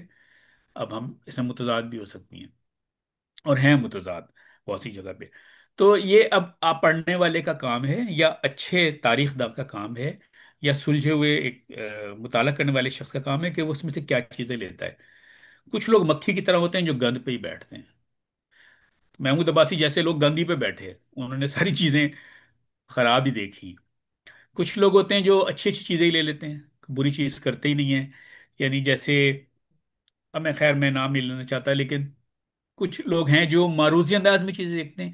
جیسے مولانا مودودی نے کافی، جب خلافت اور ملوکیت لکھی اس میں کافی کچھ انہوں نے، پہلا پارٹ تو کافی انہوں نے یعنی عقیدت میں تھوڑا لکھ دیا ہے، لیکن دوسرا پارٹ جو ہے آدھی کتاب کے بعد، وہ انہوں نے معروضی انداز میں دیکھا ہے چیزوں کو. اس میں انہوں نے خلیفہ کا، جیسے تیسرے خلیفہ کا اس طرح تقدس نہیں رکھا جیسے کیوں سنیوں کو اعتراض ہوا اس کے اوپر، کہ انہوں نے اسے تاریخی طریقے سے دیکھا، تاریخی انداز میں دیکھا، ایک تاریخ داں کے طور پہ دیکھا. وہ ایک عقیدت مند سنی کے طور پہ انہوں نے نہیں لکھا. تو اسی لیے جو شیعہ عقیدت میں لکھ رہے ہیں اور سنی عقیدت میں لکھ رہے ہیں، پھر وہ چیری پکنگ ہے. وہ پسند کی چیزیں لے لیتے ہیں اور باقی چیزیں وہ چھوڑ دیتے ہیں. تو میں نے وہ بھی پڑھی ہیں جو محمود عباسی نے لکھی ہیں دونوں حصے. لیکن میرا خیال ہے کہ وہ جان بوجھ کے انہوں نے صحیح، حرکتیں کی ہیں صحیح، ایسی، صحیح. ٹھیک. اپنا غبار اچھا، نکالنے کے ویسے لیے. صحیح، ویسے زمینی بول ایک بات طالب علم کے طور پر، یہ جو ہم تبری اور ابن اسیر اور کیا نام ہے اس سے ابن ہشام یعقوبی وغیرہ کو دیکھتے ہو، تو میں یعنی ہمارے یہاں تو یہ نا کہ اجمی سازش والے تھے، انہوں نے پیغمبر کے حوالے سے بھی عجیب عجیب چیزیں ڈال دی، صحابہ کا بھی بڑا بدنما. تو ایسا نہیں ہے ماشر بھائی، اس دور میں یہ لوگ اس طرح کے محققین ٹائپ نظر آتے ہیں جو آج یونیورسٹیوں میں مطالبہ ہے کہ بھائی آپ اپنی عقیدت اور محبت کو رکھو ایک طرف، جو بات سنی ہے یا جس طرح موجود اس کو ایسے بیان کرو. تو اس میں کئی روایت ایسی ہے جس سے پیغمبر کی بالکل عجیب سیرت داغدار ہو جاتی. سلمان اور ان لوگوں نے کتاب جو لکھی وہ کہاں سے لکھی ہے؟ انہی چیزوں سے. تو یہ نہیں ہے جی، اس طرح، آپ کو بھی لگتا ہے یا نہیں ایسا؟ مطلب ٹھیک سلمان ہے وہ کو سب سلمان مسلمان تھے. نہیں، سلمان رشدی. سلمان رشدی رشدی نے جو کتاب لکھی ہے نا، وہ تو ظاہر رشدی کا تو تو مطلب ناول ہے، اس کو تو ہمیں اس میں نہیں شمار کرنا چاہیے. وہ فکشن نہیں کو نہیں کبھی بھی. جی نہیں، فکشن ہے لیکن اس کے اندر جو چیزیں بیان کی گئی وہ تو روایات کے اندر اس طرح کی چیزیں موجود ہیں نا پیغمبر کے حوالے سے. آپ پر ہے کہ آپ اس کو کس طرح سے بیان کرتے ہیں. لیکن میں جی، کہہ رہا ہوں دیکھیں کہ میں پھر، مورخین. جی جی جی. درست آپ کہہ رہے ہیں، لیکن دیکھیں فکشن میں کیا ہوتا ہے، کوئی حقیقت ہو بھی نا تو اسے ڈسٹارٹ کرنے کا آپ کو حق ہے. فکشن میں یہ ہوتا ہے کہ آپ کہانی لکھ رہے ہیں، اسے کبھی بھی حقائق کے ساتھ ملا کے اس پہ اعتراض نہیں کرنا چاہیے، کیونکہ اگر بالکل درست بھی چیز ہے تو فکشن لکھنے والے کو یہ حق حاصل ہے، کیونکہ وہ اسے فکشن کہہ کے ہی پیش کر رہا ہے، اسے جی جی وہ حقائق جی. کہہ کے تو پیش ہی نہیں کر رہا. تو اگر وہ اسے کچھ گھما پھرا لیتا ہے، اس میں اپنی مرضی کی چیزیں کر لیتا ہے، اگر وہ والا واقعہ نہیں بھی ہوا ہوتا جس وہ سورہ نجم والا، اگر نہیں بھی ہوتا اور رشدی نے گھڑ لیا ہوتا تب بھی وہ جائز تھا، کیونکہ وہ فکشن ہے. میں فکشن کے نقطہ نظر، میں یہ نہیں کہہ رہا اس نے اچھا کام کیا، میں یہ بتا رہا ہوں کہ فکشن نگار کو یہ حق ہوتا ہے کہ وہ کسی بھی واقعے کو اپنی مرضی کے حساب سے پیش کر لے یا گھڑ لے۔ ہاں لیکن یہ درست ہے کہ تاریخ میں بہت سی الٹی الٹی باتیں لکھی ہوئی ہیں۔ ایک بات تو یہ کہ میں حدیث کو، یہ کچھ دن پہلے یہ بات ہوئی ہے کہ حدیث کو بھی میں تاریخی سمجھتا ہوں، شاید غامدی صاحب نے یہ بات کی ہے جی کہ جی ہاں حدیث بالکل جو ہے یہ سب تاریخ ہے، کیونکہ ہم رسول اللہ کے دور میں ان کے سامنے بیٹھ کے کیمرے سے اس طرح ریکارڈ نہیں کر لیا گیا تھا، کسی نے اس وقت لکھا بھی نہیں تھا، بلکہ رسول اللہ منع کرتے تھے۔ یہ بھی تاریخ میں ہی پڑھا ہے ہم بات نے، میں، یا جی حدیث جی میں یہ پڑھا ہے کہ بھی ہے رسول اللہ خود منع کرتے تھے، اب پتہ نہیں یہ ایسا حدیث بھی ہی درست ہے کہ نہیں ہے۔ ہے تو یہ، لیکن دیکھیں حدیثوں پہ پھر بھی آپ نے اسما اور رجال کے نام پہ، علم الرجال جو بھی آپ کہتے ہیں، اسے آپ نے ایک وہ نام نہاد ہی صحیح، لیکن آپ نے ایک علم گھڑ لیا اور لوگوں کی شجرے اس پہ کھنگالنے شروع کر دیے، اور ان کے بچپن سے لے کے جوانی تک معلوم کرنا شروع کر دیا، جھوٹ بولتا سچ بولتا، جو بھی یہ نام کا ہی صحیح لیکن کچھ ہے۔ لیکن تاریخ کا معاملہ یہ ہے کہ اس میں، یعنی سیرت میں بھی اتنی توجہ سے چیزوں کو، واقعات کو کھنگالا نہیں گیا جیسا حدیث نہیں میں، ایسا تو ایسے ہی سیرت میں بھی نہیں کھنگالا گیا، تو جو سیرت سے ہٹ کے تاریخ ہے اس میں بھلا ایسا کیسے ہو سکتا ہے؟ بالکل تو تبری نے تو یہ لکھا بھی ہے صاف صاف کہ بھائی ایک چیز میں زیادہ واقعات ملے، اس نے بلکہ لکھا، یعنی لکھا بھی ہے لیکن یہ کیا بھی ہے کہ ایک واقعے کی اگر اسے 14 مختلف یعنی وہ ملے واقعات کسی نے بیان کیے، 14 بیانات موجود ہیں، اس نے 14 کے 14 ہی لکھ دیے ہیں۔ اس نے نہیں کہا کہ یہ والا درست تھا، اس نے کہا ہاں بھائی یہ متضاد ہیں، الگ الگ ہیں، یہ سب موجود ہیں۔ تو اب آپ کے اوپر ہے کہ آپ اسے چیک کریں گے ٹھیک ہے یا غلط ہے، یا تسلیم کریں یا مسترد کر دیں۔ لیکن اس وقت کے مورخین ہیں، آج ہم اس میں سے لکھی ہوئی بہت سی چیزیں پبلک میں بیان کریں تو آپ پہ گستاخ رسول، گستاخ صحابہ، گستاخ فلاں کا فتوا لگے گا، لیکن اس دور کے وہ کیسے دماغ تھے جنہوں نے یہ ساری گستاخی کی چیزیں لکھ نہیں، دی نا، مطلب میں تو اس کو اپریشیٹ کر رہا ہوں کہ جی وہ جی، ایک تو یہ کہ دیکھیں، میں چونکہ میں ریشنلسٹ ہوں نا، میں تقدس کو بھی نہیں مانتا، جیسے میں نے کہا جی معجزات کو نہیں مانتا، تو ظاہر ہے معجزات کا تعلق تقدس سے ہوتا ہے نا، میں تقدس کو نہیں مانتا، اور وہ اس دور کے لوگ بھی اس طرح تقدس کو نہیں، یعنی تقدس نہیں تھا ان کے ذہن میں۔ ٹھیک ہے، یہ تقدس شاید مجھے لگتا ہے کہ ہندوستان میں جب مسلمان آئے نا تو اس ہاں کے ہاں بعد، کیونکہ ہندوؤں کا ہے یہ طریقہ، میں ہندوؤں کی برائی نہیں صحیح، کر رہا، لیکن وہ ان کے ہاں ہاں نہیں نہیں وہ جس طرح کا ان کا ماحول ہے، جس طرح کا ان کا مذہب ہے، اور جس طرح کا ان کا معاشرہ ہے، مجھے لگتا ہے یہاں آ کے یہ تقدس بہت زیادہ پیدا ہو گیا ہے۔ ادھر صحیح سعودی عرب نام ہے اس وقت، تو حجاز تھا، تو وہاں پر، اور پھر اور جہاں جہاں پہ اسلامی مملکت تھی وہاں پہ اس طرح تقدس نہیں تھا۔ اب تو یہاں پہ آپ کسی صحابی کے خلاف بھی بات نہیں کر سکتے، یعنی منافق صحابی بھی اگر آپ کو پتا ہوگا نا تو، اور آپ کے پاس دلائل بھی ہوں گے اور تاریخ میں بھی لکھا ہوگا، تب بھی آپ نام نہیں لے سکتے، ورنہ آپ پہ توہین کا پرچہ کٹ جائے گا۔ بالکل لیکن اس دور میں ایسا نہیں تھا، اگر تقدس ہوتا تو صحابہ آپس میں لڑائی نہ کر رہے ہوتے، جنگیں نہ کر رہے ہوتے۔ بالکل اور بالکل اس ایک آپ کے بہت ہی شاید اشرے مبشرہ والے صاحب بھی ہیں، جو رسول کے انتقال کے بعد علل اعلان کرتے تھے کہ میں عائشہ سے شادی کروں گا، تو تقدس ہوتا ہے یا ام المومنین سمجھتے، تو اس طرح کی باتیں کرتے۔ یہ سب ہوں، باتیں پھر بات کی پیدا ہوئی ہیں، تو جو شروع میں تاریخ لکھنے والے تھے نا، کچھ نے تو شرارت کی ہے، یعنی کچھ، اور میں بہت معذرت کے ساتھ، یہ اہل تشیع میں بھی ہے، اہل تشیع کی معتبر کتب حدیث میں بھی بعض ایسی چیزیں ہیں جنہیں پڑھ کے میں دمبا خود رہ گیا کہ یار یہ لوگ کیسے لکھ رہے ہیں اس طرح، اور اہل سنت میں کافی زیادہ ہیں۔ انہوں نے بالکل شرارتاً بعض چیزیں شامل کی ہیں جن سے توہین کا پہلو نکلتا ہے۔ کچھ لوگوں نے سادہ لوہی میں لکھ دی ہیں چیزیں، کچھ لوگوں کو جیسا ملا انہیں منوان لکھ دیا، ایسا نہیں ہونا چاہیے، ہم صحافی تو صحیح جب تک دو سورسز سے خبر نہ ملے ہم نہیں چھاپتے، یہ قاعدہ ہے، لیکن ان بعض لوگوں نے اپنی بیوقوفیوں میں بھی چیزیں شامل کی ہیں، اور بعض صحیح جیسے کہتے ہیں بنو امیہ نے بہت سی حدیثیں ان کے دور میں گھڑی گئی ہیں، تو یہ کام ہوئے، تو اس لیے تھوڑے عقل کو ہاتھ مارنا چاہیے کہ میں جو پڑھ رہا ہوں، جس بالکل سے اگر آپ کسی کا احترام کرتے ہیں، دیکھیں تقدس نہیں لیکن احترام تو آپ کو کرنا چاہیے نا۔ صحیح آپ بعض بعض اہل تشیع تبرہ کرتے ہیں، اس میں حد سے گزر جاتے ہیں، وہ بھی غلط ہے۔ آپ دیکھیں کسی عورت کی، میں یہاں اس وقت صورتحال بتا رہا ہوں، جدید اخلاقیات، ماڈرن اخلاقیات، آج کے دور کی اخلاقیات یہ ہے کہ ایک جسم فروش عورت بھی ہوگی، سیکس ورکر، آپ اس سے بھی بدتمیزی نہیں کر سکتے، آپ کو اس کا بھی احترام کرنا ہے۔ کجا یہ کہ دوسروں کی مقدس ہستی ہو، دوسروں کی کیا، ہماری بھی مقدس ہستی، ہم میں تو مقدس نہیں، سوری محترم کہنا چاہیے، کہ محترم ہستی ہو، اور آپ اس کے بارے میں الٹے سیدھے کلمات کہیں تبرہ کے نام پہ، اسے عبادت قرار دیں، یہ بالکل غلط ہے، جہالت ہے، ایسا ہرگز نہیں کرنا چاہیے کہیں پہ بھی، کوئی سی بھی کسی بھی اخلاقیات میں سے جائز نہیں سمجھا جائے۔ लेकिन उनके पास तो मजबूत दलील है ना अपने हिसाब से जो ये करते हैं। बिल्कुल कमजोर दलील है। मैं कोई दलील आप दें, मैं बताता हूँ कितनी कमजोर दलील है। नहीं नहीं सब भैया, अगर अगर किसी ने पैगंबर की जिगर गोशे को पर जुल्म ढाया है, बच्चा गिराया है, दीवार गिरा, दरवाजा गिराया है, आग लगाई है घर को, तो भाई मैं तो उसका हक बजानिब हूँ उस पर लानत करने के लिए नाम लेकर। अगर ऐसा हुआ है तो बिल्कुल देखें, आप भाई किसी यही मैं। कट्टर से कट्टर शिया के पास जाएं, सुन्नी के पास जाएं, आलिम के पास जाएं, और उससे कहें ये वाक्य होता, आप सिर्फ उसे साबित कर दें। मैं देखता हूँ कि कैसे कोई सुन्नी उसकी मजम्मत नहीं करता। हाँ वो बिल्कुल जो कहते हैं यही कि कह रहा शिया कहते हैं कि 12वें इमाम आएंगे और आके फलां आदमी को कब्र से निकाल हूँ। के फांसी दी जाएगी, मैं कहता हूँ कि वो तो 12वें इमाम है। आज के दौर के सख्त कट्टर सुन्नी आलिम भी कहेगा मैं खोद के निकालता हूँ उसकी कब्र और मैं उसे लटकाता हूँ। हाँ आप जी। साबित कर दें। यानी कौन बीबी फातिमा के खिलाफ इस हद तक जा सकता है कि वो ये सोचे। अगर वो दुरुस्त है, मैं ये नहीं कह रहा वो गलत वाकया बयान किया जाता है, वो दुरुस्त, अगर दुरुस्त है तो। मैंने सुना है जिस तरफ आपका इशारा है, उसके उनके गुलाम ने ये काम किया था। उन्होंने खुद जाती तौर पे नहीं किया था, वो गए थे, जाके आवाज लगाई होगी और सब कुछ किया था। नहीं, मैंने ये गुलाम को पढ़ा है उन्होंने कि हुक्म दिया ना। गुलाम को हुक्म दिया। दरवाजा खोलने का हुक्म नहीं दिया, मैं उसने मैं लाल तो हाँ, मैं तो सिर्फ मछली, मैं तो सिर्फ ये कह रहा हूँ कि जाहिर सुन्नी, मैं भी कई सुन्नी दोस्तों को ये समझाता हूँ कि भाई अगर उनको कुछ शख्सियात से तहफुजात हैं तो वो ये नहीं कि उनको नौजुबिल्ला इस्लाम से या पैगंबर से दुश्मनी है, उनकी दलील ये है। अच्छा, तो मैंने एक सुन्नी आलिम को ने कहा अगर आप पे ये साबित हो जाए ये इस तरह हुआ, तो उसने कहा मैं सबसे पहले लानत भेजूंगा। बिल्कुल यानी मैं तो बिल्कुल। इसीलिए मैं कह रहा हूँ ना, तो जो शिया है उसके लिए तो साबित है ना ये, तो वो तो हक बजानिब है ना, नहीं नहीं, उसको तो हाँ वो तो ठीक है, दलील उसके लिए मत। साबित है, लेकिन लेकिन मैं समझता हूँ कि ये दुरुस्त। चलें, अगर आप ये समझते भी हैं ना, हाशिर साहब की बात मान लें, ये थे किरदार।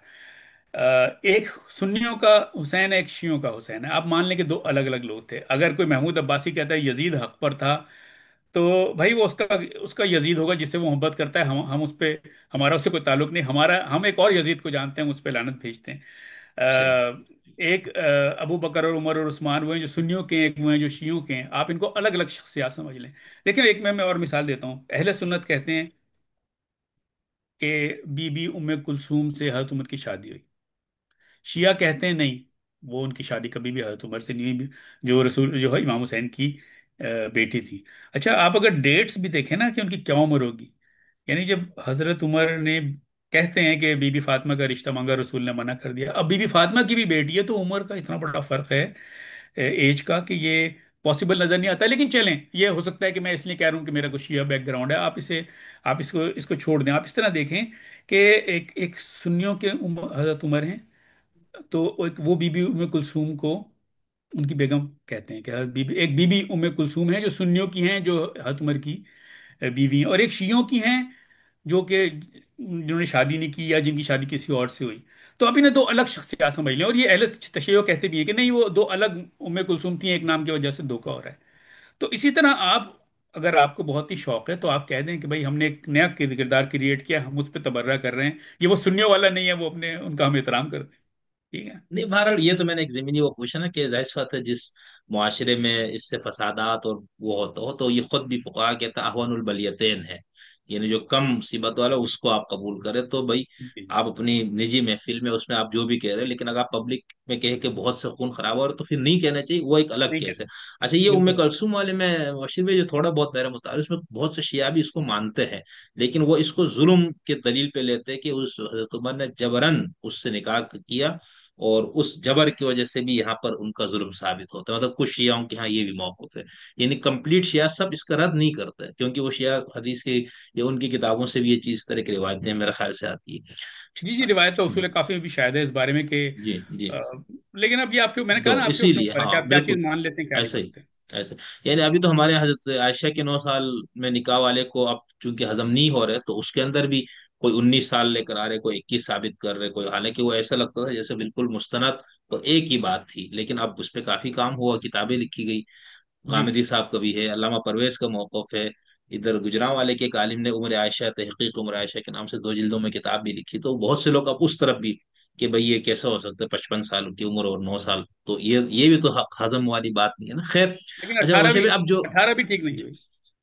चल यानी 18 में। 55, और अब मैं 55, मैं भाई मैं भी 50 क्रॉस कर गया हूँ। मैं भी आज के दौर में, मैं आज की बात कर रहा हूँ, जरा उस दौर का जो भी हिसाब था, मैं 18 साल की लड़की को मैं अपनी, मैं بہت مشکل ہے بھائی یہ اب ایسی بات ہاں کرنا بھی اس وقت، بالکل. خیر. اب نہیں ہو سکتا۔ اچھا مشرف. Thank you.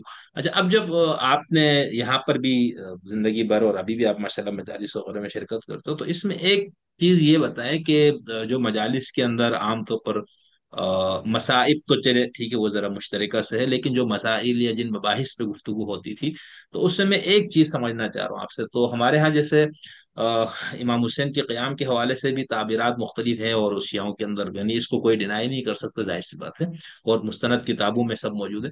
لیکن اب جو دور آیا ہے اس میں ایسا لگتا ہے جیسے ان کی صرف ایک انقلابی اور سیاسی تعبیر پہ زور ہو گئی ہے. تو کیا آپ کو بھی یاد ہے کہ آپ کے بچپن سے لے کر ابھی تک جو آپ مجالس سنتے رہے اس کے اندر اس پہلو پہ اتنا زور دیا جاتا تھا، یا یہ انقلاب ایران کے بعد جو اس کو بہت زیادہ فوکس کیا گیا اس حوالے سے، تو یا اس میں یہ تبدیلی آئی؟ جی جی، یہ بہت اچھا سوال ہے۔ میرا خیال ہے کہ زمانے کے ساتھ جو ہے لوگوں کے موضوعات بدلتے رہتے ہیں۔ دیکھیں میں اتنا زیادہ پرانا نہیں ہوں کہ انقلاب سے پہلے کی مجالس مجھے یاد ہو۔ نہیں وہ آپ کو یاد ویسے نہیں، پہلے لیکن اب پیدا تو ہو گیا ہاں تھا۔ میں نہیں نہیں، میں یہاں پر ویسے ایک ضمنی بات کر دوں، کیونکہ انقلاب کے جی کافی عرصے بعد تک بھی پاکستانی شیعوں میں انقلاب ایران کے حوالے سے کوئی اتنی زیادہ آگاہی یا اس طرح کی چیزیں نہیں تھی. یہاں پر وہ روایتی ہندوستانی تشیع ہی کی چیزیں جی موجود تھیں. جی، تو اس وجہ ایک تو سے یہ میں کہ آپ کو جو اس سے پہلے موضوع نہیں لے کے جا رہا جی، ہوں. ایک تو یہ کہ موضوعات کے حساب سے جو اشرے پڑھنے شروع کیے تھے، وہ میری معلومات کے مطابق، ہو سکتا ہے میں غلط ہوں، وہ علامہ رشید ترابی نے کیے تھے۔ اچھا. اس سے پہلے ایران عراق میں بھی کہیں اور اس طرح نہیں ہوتا تھا، وہاں مجالس ضرور ہوتی ہیں امام حسین کے غم میں، اور آ، بعض لوگوں نے دن بھی مقرر کیے ہوئے ہیں کہ کس دن کون سی مجلس، جیسے آج 7 تاریخ ہے پاکستان میں، ہوں. تو یہ حضرت قاسم کی ہے، 8 تاریخ حضرت عباس کی ہے، تو یہ دن بھی مقرر کیے ہوئے، تو اس حساب سے مجالس پڑھی جاتی ہیں ہر جگہ پہ۔ لیکن یہ جو پورے عشرے کا موضوع مقرر کر کے اور 10 مجلسیں ایک ہی موضوع پہ پڑھنی، یہ کام غالباً علامہ رشید ترابی نے شروع کیا، اور پھر اور لوگوں نے بھی شروع کر دیا۔ تو اب اس میں توحید اور شہادت، توحید اور امامت، اور جو بھی موضوعات ہیں اس طرح کے انہوں نے شروع میں مقرر کیے، پھر اور لوگوں نے ان کی پیروی کی۔ تو یہ انقلاب کے بعد اگر یہ انقلابی نظریہ آیا ہے اور اس بارے میں سیاسی کہنا چاہیے کہ سیاسی امور شامل کیے ہیں، تو یقیناً اس میں انقلاب ایران کا ہاتھ ہے۔ لیکن یہ شاید پنجاب سائڈ پہ ہوا ہوگا، میں بہت بچپن میں پنجاب سے آ گیا تھا، تو میں نے بعد میں کوئی ایک آدھی محرم کیا ہے پنجاب جا کے، باقی سارے میں نے کراچی میں کیے ہیں۔ کراچی میں نا اس طرح زور نہیں ہے۔ مجھے یاد ہے ایک مولانا جان علی شاہ، شاید ابھی پڑھتے ہوں گے مجلس، ان کا ایک اشرہ ہوتا تھا، وہ بالکل ISO کے طریقے جعفریہ کے کوئی رہنما ہے۔ آ، میں نے سنا ہے کہ ان کی مجلس میں مسائل وسائل زیادہ ڈسکس ہوتے ہیں، وہ روایتی جیسے اور ذاکرین مجلس پڑھتے ہیں ویسی نہیں ہوتی۔ لیکن مجموعی طور پہ کراچی میں اکثریت جو ذاکرین کی ہے، علماء کی ہے، وہ اس انقلاب ایران سے ہمدردی ضرور رکھتے ہوں گے، لیکن انہوں نے وہ اس کا ماؤتھ آرگن نہیں بنے، انہوں نے وہ ان کی ترجمانی نہیں کی، انہوں نے ان کی وہ پروپیگنڈا، اگر آپ ظاہر سیاسی تو پروپیگنڈا ہی ہوتا ہے، وہ نہیں کیا، جی. یعنی وہ ہٹ کے رہے اس سے۔ میں- میرے اپنے جو میرے اپنے تائے بھی مجلس میں پڑھتے تھے، مطلب وہ اس طریقے سے اتنے زیادہ مشہور کہنا چاہیے عالم نہیں تھے، مولانا ابو علی شاہ ان کا نام تھا، لیکن وہ بڑے سخت خلاف تھے انقلاب ایران کے، اور اس طرح کی تعبیر کے، اور ایک دفعہ ان پہ قاتلانہ حملہ بھی ہوا، اور جنہوں نے حملہ کیا اتفاق سے مجھے بعد میں ان میں سے ایک صاحب سے میری گفتگو بھی، میں نے اس بارے میں لکھا بھی ہے۔ لیکن یہ کہ مجھے پتہ چلا کہ یہ علامہ حکیم بوترابی، طالب جوہری، ضمیر اختر تو شاید سخت ہاں یہ خلاف نہیں. تھے، ان پہ حملے بھی ہوئے ہاں ہیں کئی، یہ نہیں. تو کافی کافی علماء تھے وہ اس لائن سے، اس سیاسی لائن سے ہٹے ہوئے تھے، وہ اس سے اس کے بعض اوقات تو مذاق اڑا دیتے تھے یا تنقید کرتے تھے، لیکن وہ اپنا ایک الگ لائن رکھتے تھے، اور وہ ان سے انقلاب والی بات سے متفق نہیں تھے۔ لیکن ایک بات میں اور آپ کو بتاؤں گا کہ آپ نے اگر جوش ملی آبادی کے مرثیے سنے ہوں اور میر انیس کے مرثیے پڑھے ہوں، ان میں بہت بڑا فرق ہے۔ انیس کا مرثیہ بہت یعنی غیر معمولی ہے، بہت شاندار ہے، بہت اعلیٰ ہے، لیکن جوش نے یہ انفرادیت دکھائی کہ اس میں انقلاب شامل کر دیا، حسین اور انقلاب ان جی. کا بہت مشہور مرثیہ تھا، اور بھی انہوں نے لے کے چلے۔ اس وقت ایران میں انقلاب نہیں آیا تھا، لیکن جوش اس طرف چل رہے تھے، کیونکہ وہ ہندوستان میں انقلاب ہوتے ہوئے دیکھا تھا، ان کے سامنے ہندوستان آزاد ہوا تھا، تو وہ جو انقلاب پھر کو ان لوگوں نے جو شاید ترقی پسند فکر سے وابستہ تھے نا، ترقی پسند سوشلسٹ. فکر تھی، جی بالکل۔ جی میں اس جی پہ ابھی سوال کرنا ہے آپ سے. جی. جی جی جی بہت اچھی مثال دی آپ نے انیس کی، اور یہ بہت بہترین مثال ہے. تو آپ یہ فرما رہے ہیں کہ جوش کے مرثیے میں آپ کو وہ انقلابی تعبیر ملتی ہے امام کی، اور انیس وغیرہ کی یہاں بالکل بھی نہیں ہے. सही। जी। اور یہ آگے اور ملے گی، یعنی اب لوگ جو اگلے دور کے لوگ ہیں ہمیں نہیں پتا، کیونکہ زمانے کے حساب سے جب انسان کی فکر بدلتی بھی ہے اور شعور بہتر بھی ہوتا ہے تو وہ نئے نئے بالکل پہلو دریافت کرتا ہے۔ اور جو بالکل آج کا ذاکر مجلس پڑھ رہا ہے یہ 50 سال پہلے اس طرح نہیں ہوتا تھا، اور اتنی صحیح اتنی اتنی زیادہ اس میں اتنا کچھ نہیں ہوتا تھا، ایک سیدھی ساری سمپل سی مجلس ہوتی، میں نے وہ پرانی کتابیں دیکھی ہیں، یعنی جب مجلسوں کی کتابیں ہندوستان پاکستان میں شائع ہونی شروع ہوئیں وہ کتنے سمپل ہوتی تھیں، اور پھر ان کے اندر فلسفہ شامل ہوتا گیا، تاریخ شامل ہوتی گئی۔ جب میں نے پہلی بار ضمیر اختر کا مختار نامہ پڑھا، مختار نامہ یعنی مختار ثقفی نے کیسے قاتلان حسین سے بدلے لیے، اس کے باقاعدہ ایک اشرا، آخری اشرا جو محرم کا، یعنی جو ایکچولی ربیع الاول میں ختم ہوتا تھا، وہ ضمیر اختر پڑھا کرتے تھے، بعد میں شاید اور لوگوں نے پڑھنا شروع کیا۔ تو اس تاریخ کا بہت سے لوگوں کو علم نہیں تھا۔ عاشور کے دن امام حسین شہید ہو گئے یہاں پر، کربلا ختم، اس کے بعد قافلے کو لے گئے شام، بٹ ٹھیک ہے وہاں تھوڑا بہت اس کا ذکر ہو جاتا تھا، لیکن مختار ثقفی نے کیا کیا، تاریخ میں کیا کچھ ہوا، یہ ضمیر اختر نے، یعنی ہو سکتا ہے اور لوگ بھی پڑھتے ہیں لیکن ضمیر اختر نے زیادہ عوام کو بتایا کہ یہ مسلسل صحیح پڑھا ہر سال اشرا یہ بتانے کے لیے قاتل حسین کو پھر انجام تک پہنچایا گیا۔ تو یہ وقت کے ساتھ ساتھ کچھ لوگ کہتے ہیں نئی چیزیں ایڈ ہو رہی ہے، میں سمجھتا ہوں یہ تھوڑا شعور بھی بلند ہو رہا ہے، لوگوں کو زیادہ باتیں معلوم ہو رہی ہیں۔ صحیح۔ جو بشیر بھائی، میں نے اپنے ایک محترم میرے استاد بھی ہے کسی حد تک، اور بہت میرے مہربان ڈاکٹر رویش ندیم صاحب، اور ترقی پسند فکر کے ابھی بھی ماشاءاللہ سے وہ جن گنے چنے جو حقیقی رویش ندیم، ترقی پسند، ڈاکٹر رویش ندیم صاحب جی اسلام جی آباد جی میں والے، جانتا جی ہوں، جی جی جی جی جی۔ تو ان سے میں نے درخواست کی ہوئی ہے کہ ترقی پسند نقطۂ نظر سے، یہ جو ہمارے یہاں سوشلسٹ نقطۂ نظر کے لوگ تھے، انہوں نے چونکہ وہ انقلاب تبدیلی کے سارے نا، تو ان کے لیے تو وہ استعارے بہت کام کے تھے، تو اس میں امام حسین اردو ادب میں، ترقی پسند ادب میں، شاعری میں، اور پھر اس کی جوش وغیرہ کی جو مرثی ہے، اس میں آپ کو کیا حسین نظر آتا ہے نا، تو ایک تو وہ ہے، یعنی جو جی معاشرے کے اندر طبقاتی سسٹم کے خلاف ہے، اور وہ کہتے ہیں کہ سب کو برابر وہ ہونا چاہیے، اور اس کے لیے ان کو جو جو اس طرح کا استعارہ ملا انہوں نے، ایک وہ ہے جو ہم یہ میں آپ کو کہہ رہا تھا کہ جو انقلاب میں ایران کے آنے کے بعد یعنی مجھے ایسا لگتا ہے، طالب علم میں اس پہ تھوڑی سی تحقیق کر بھی رہا ہوں، ابھی کام بھی ہے میرا، تو اس کے اندر یہ ہے نا کہ جو امام حسین کو اب صرف یہ دکھایا جا رہا ہے کہ وہ صرف ایک ظالم، جو ایک ہمارے یہاں خروج کی بحث ہوتی ہے فقہ اور کلام میں، کہ ظالم حکمران کو راستے سے ہٹانا یا اس کو اقتدار سے محروم، اب جیسے آپ جواد نقوی صاحب کو لے لیں، ان کا پورا زور انہوں نے پورے پاکستان کے اندر یہ سب سے توانا آواز، اچھا ان سے پہلے آغا شرف الدین صاحب جن کا گزشتہ دنوں انتقال ہوا، انہوں نے انقلاب امام حسین کے قیام کی سیاسی تفسیر پوری کتاب ہے، اور شیعت جی کی اردو تاریخ میں اس طرح کی کتاب نہیں ہے، تو میں یہ کہہ رہا ہوں کہ یہ جو تبدیلی آئی نا، اور اس کے اندر وہ پھر یہ سارا یوں بناتے ہیں، اور اچھا یہاں تک آپ نے تانے سنے ہوں گے، اور میں تو ظاہر سی بات ان سب کو فالو کرتا ہوں، تو جو جواد نقوی صاحب کو پڑھنے والے خاص طور پر یونیورسٹی کے نوجوان ہیں، وہ مولویوں سے بڑے وہ کرتا ہے، وہ یہ تو مدرسوں میں بیٹھے ہوئے ان کو کیا پتا انقلاب کیا ہوتے ہے، حسینیت کیا ہے، یہ تو بس ذرا یزری وہ پڑھتے ہیں اور فلانا، اور یہ ہمارے یہاں پہلے سنی جہادیوں میں یہ تھا کہ جو غیر جہادی مدارس تھے نا، تو حافظ سعید وغیرہ کا گروپ یہ کہتا تھا وہ ان کو کیا پتا ان کو جہاد کے، یہ تو مدرسوں میں ذرا یزر وہ پڑھتے، اصل تو یہ ہے جو ہم کام کرتے، تو شیعوں کے اندر یہ بڑی تبدیلی آپ کو نہیں نظر آئی کہ وہ جو انقلاب امام حسین کے قیام کی پوری پولیٹیکل تعبیر جو موجود بھی تھی، ٹھیک ہے تاریخ میں، اور سنیوں نے تو اسی کو لیے ہے نا، کہ امام حسین کی اقدام کو، جو سنی اکثریت کا موقف یہ ہے کہ امام حسین کا اقدام صحیح تھا، کہ انہوں نے ایک فاسق یا ظالم حکمران، یہاں تک کہ کچھ بریلوی ٹائپ جو علماء، انہوں نے تو یزید کو کافر ثابت کیا کہ امام کا یہ قدم بالکل صحیح تھا، انہوں نے ایک کافر یا کم سے کم ظالم اور فاسق تو تھا، اس کو ہٹانے کے لیے قدم اٹھایا، اور خروج ہمیں کرنا چاہیے جب طاقت ملے، ایک عام تصور، تو اہل تشیع کے ہاں اس کو اس طرح نہیں لیا گیا، گزشتہ جو پورے ہمارے پاس 12 سال کی تاریخ ہے، اب اس پہ بہت زیادہ، تو آپ نے یہ تبدیلی محسوس کی؟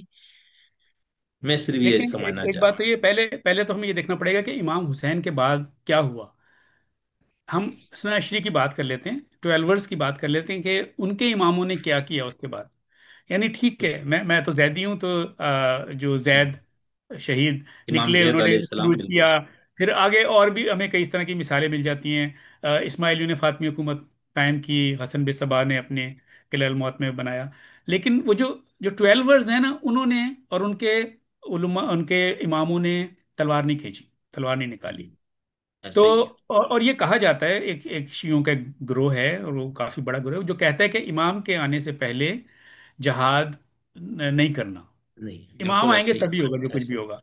تو ऐसे ही है। मैं समझता हूँ कि वो 1200 साल तक वो मौकफ था तो ठीक था। जहाँ पे भी इस चीज़ को उठाया गया वो सियासी मकासद से उठाया गया है।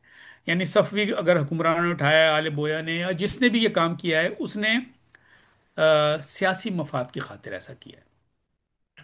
क्योंकि अगर नमूना हमारे पास सिर्फ इमाम हुसैन नहीं है, फिर आगे कम से कम 11 इमाम तो है ना, मतलब जी जी इमाम बिल्कुल। हुसैन के बाद कहना चाहिए 9 तो हमारे सामने हैं, 8 जिनके ऊपर अमल करना चाहिए, जिनके उसवा पे अहले तशय्युह करना चाहिए। तो आप इंतजार करें फिर 12वें इमाम का, हो सकता है कि सब काम ना करें। लेकिन हुआ ये कि ईरान के इनकलाब ने, चूंकि अब हुकूमत का एक जवाब पेश करना है। मैं एक और चीज़ बताता हूँ आपको, वहाँ पे एक वली फ़कीह ज़ाहिर है सुप्रीम लीडर होते हैं। जी ये एक नज़रिया पहले भी था अहले तशय्युह में, लेकिन उसका अब ज़्यादा प्रचार किया जाता है। और उससे पहले आप इस तरह विलायत अली पे जोर नहीं सुनेंगे मजलिसों में और किताबों में, जितना इनकलाब ईरान के बाद आया विलायत अली पे। वो उस पे जोर इसलिए दिया जा रहा है कि यहाँ पे भी वली फकी का एक नहीं, उसका नायब इमाम है। तो जाहिर है सबको पता है कि हजरत अली को आपने पहला खलीफा या इमाम जो भी मानना है, अली तशय्युह ने मानना है।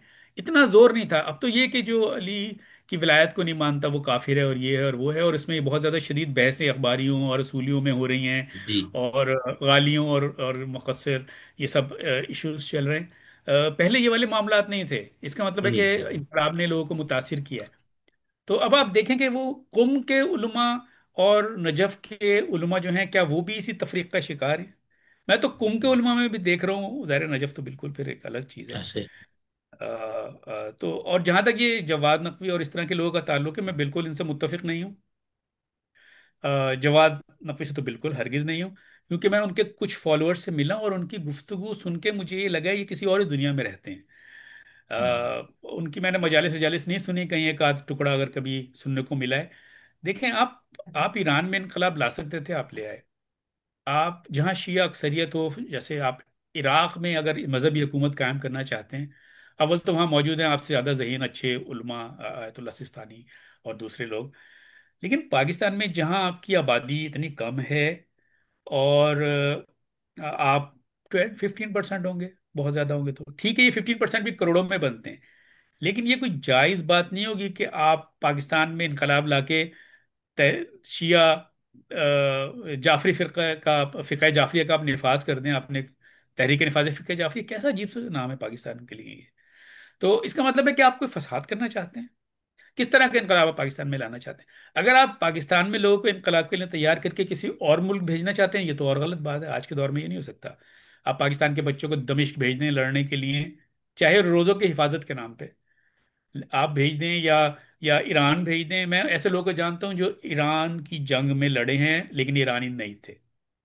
तो ये सब तो मुदाखलत के उसमें मानों में आता है, और ये सब गलत है। ये ऐसे ही है जैसे आपके जहादी उठते हैं और जाके अफगानिस्तान में लड़ना जी। शुरू कर देते हैं, या किसी और मुल्क में लड़ना शुरू कर देते हैं।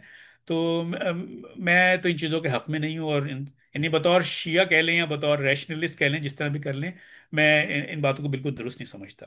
इनकलाब की बातें आप उस मुल्क में जाके करें जहां आप इनकलाब वाकई ला सकते हो, वरना आप अपने बच्चों को गुमराह कर रहे हैं और उन्हें मरवाना चाहते हैं इस दूसरे मुल्कों।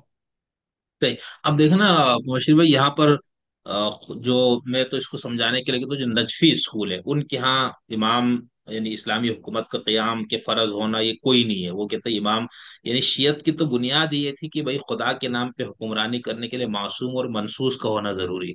जी गैर जी मासूम खुदा के नाम पे हुकूमत करेगा तो उसमें अदल नहीं होगा, जुल्म भी होगा, ये सब तो फिर अल्लाह के नाम पे तो बहुत मुश्किल काम है ना। और ये बहुत खूबसूरत था नजरिया, मतलब ये कतः नजर इसके कि वो अकीदे के लिहाज से क्या कुछ है, लेकिन मैं कह रहा हूँ कि भाई खुदा के नाम पर हुकूमत ऐसा शख्स कर सकता। अब 12वें की बात तो वो नहीं है, वो गीबत में है।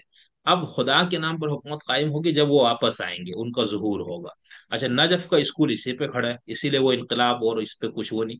लेकिन यहाँ पर चूंकि इनकलाब आ गया, फिर बाद में खोमेनी सारा उसके लीडर बने, तो लेकिन अब ये बहुत जोर नजर आता है ना। ये आपने पता नहीं मुशाहिदा किया नहीं कि मैं तो तालिब इल्म के तौर पर इसका मुशाहिदा ना सिर्फ किया है बल्कि अभी भी कर रहा हूँ। अभी परसों पता नहीं किसी ने ये लिखा था कि जो लोग अपनी मजालिस में इनकलाब और ये चीजें हमवार करने की बात नहीं करते तो वो सेकुलरिज्म और इल्हाद को फरोग देने वाले हैं, कौम को सुलाने वाले। तो मैंने वो शेयर करके लिखा, भाई इसका मतलब है कि तमाम अइम्मा जो है इमाम हुसैन का तो सब के सब सेकुलरिज्म को फरोग दे रहे थे, उन्होंने कोई इससे इनकलाब बरामद नहीं किया।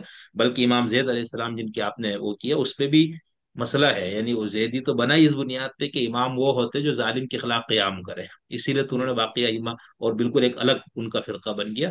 تو یہ جو اب گزشتہ سال آپ کو یاد ہے نا نشتر پارک میں طبا تبائی صاحب کا وہ جو کہ وہ اس بات پہ ان کے خلاف بہت وہ ہوا کہ انہوں نے کہا بھائی یہاں سیاسی استعارے نہیں لایا کرو، یہ مجالس حسینی ہے، یہاں پر امام حسین اور ان کا ذکر ہوگا۔ تو یہ بہت بڑی، مجھے تو ایسا لگ رہا تھا کہ اس طرح کی تبدیلی، لیکن آپ مجھ سے زیادہ جانتے ہیں، تو میں نے اس لیے یہ سوال آپ سے بار بار وہ کیا تھا، یعنی کہ یہ جو تبدیلی ہے اس کو آپ نے مشاہدہ کیا یا نہیں کیا، اور کس طرح سے؟ دیکھیں میں تو میرے لیے بہت مشکل ہے اپنے آپ کو یہ اس بات پہ قائل کرنا کہ ایک کوئی مسیحا یا کوئی امام آئے گا۔ ہوں۔ ہاں نہیں، آپ کے لیے تو تو اس طرح اگر میں یہ بات کرتا ہوں تو پھر میں تو شیعہ سے شیعت سے فارغ ہو گیا ہوں، مجھے کوئی شیعہ ماننے کو تیار نہیں ہوگا۔ اب جو میں بات بتانے کی کوشش کرتا ہوں ریشنلسٹ لوگوں کو، ملحدین کو، یا جو بھی فری تھنکرز ہیں، کہ جب میں کہتا ہوں کلچر الگ ہے، مذہب الگ ہے، تو مذہب کا مطلب ہے عقیدہ۔ تو اگر آپ کا عقیدہ ہو کہ ایک 12ویں امام نے آنا ہے تو آپ شیعہ ہیں۔ آپ اگر کہیں کہ جی میرا یہ عقیدہ نہیں ہے یا مجھے اس پہ میں تشکیک کا شکار ہوں، تو پھر آپ اس دائرے سے فارغ ہو جاتے ہیں۔ ہمارے ریشنلسٹ لوگ یہ نہیں سمجھ پاتے کہ کلچر اور عقیدے میں اس طرح کیا فرق ہے، تو وہ جو شخص بھی کالے کپڑے پہن لے اسے وہ شیعہ قرار دے کے اس کے خلاف تبرہ، وہ بھی تبرہ کرنا شروع کر دیتے ہیں۔ تو لیکن میں پھر بھی نجف اسکول آف تھاٹ جو ہے اس کی میں قدر کرتا ہوں، میں اسے بہتر مناسب سمجھتا ہوں کہ کیونکہ اس میں دیکھیں میں بلیو کروں یا نہ کروں، آپ بلیو کریں یا نہ کریں، لیکن وہ ایک امن کا راستہ ہے۔ وہ ایک ایسا راستہ ہے جو جنگ و جدل کی طرف نہیں جاتا، جو لڑائی کی طرف نہیں جاتا۔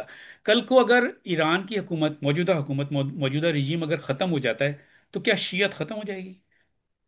ایسا نہیں ہے۔ اس سے پہلے جب شاہ ایران کا دور تھا تب بھی علماء موجود تھے، تب بھی آیت اللہ موجود تھے، اور اس وقت بھی 95% 98% شیعہ ہی رہتے تھے ایران میں۔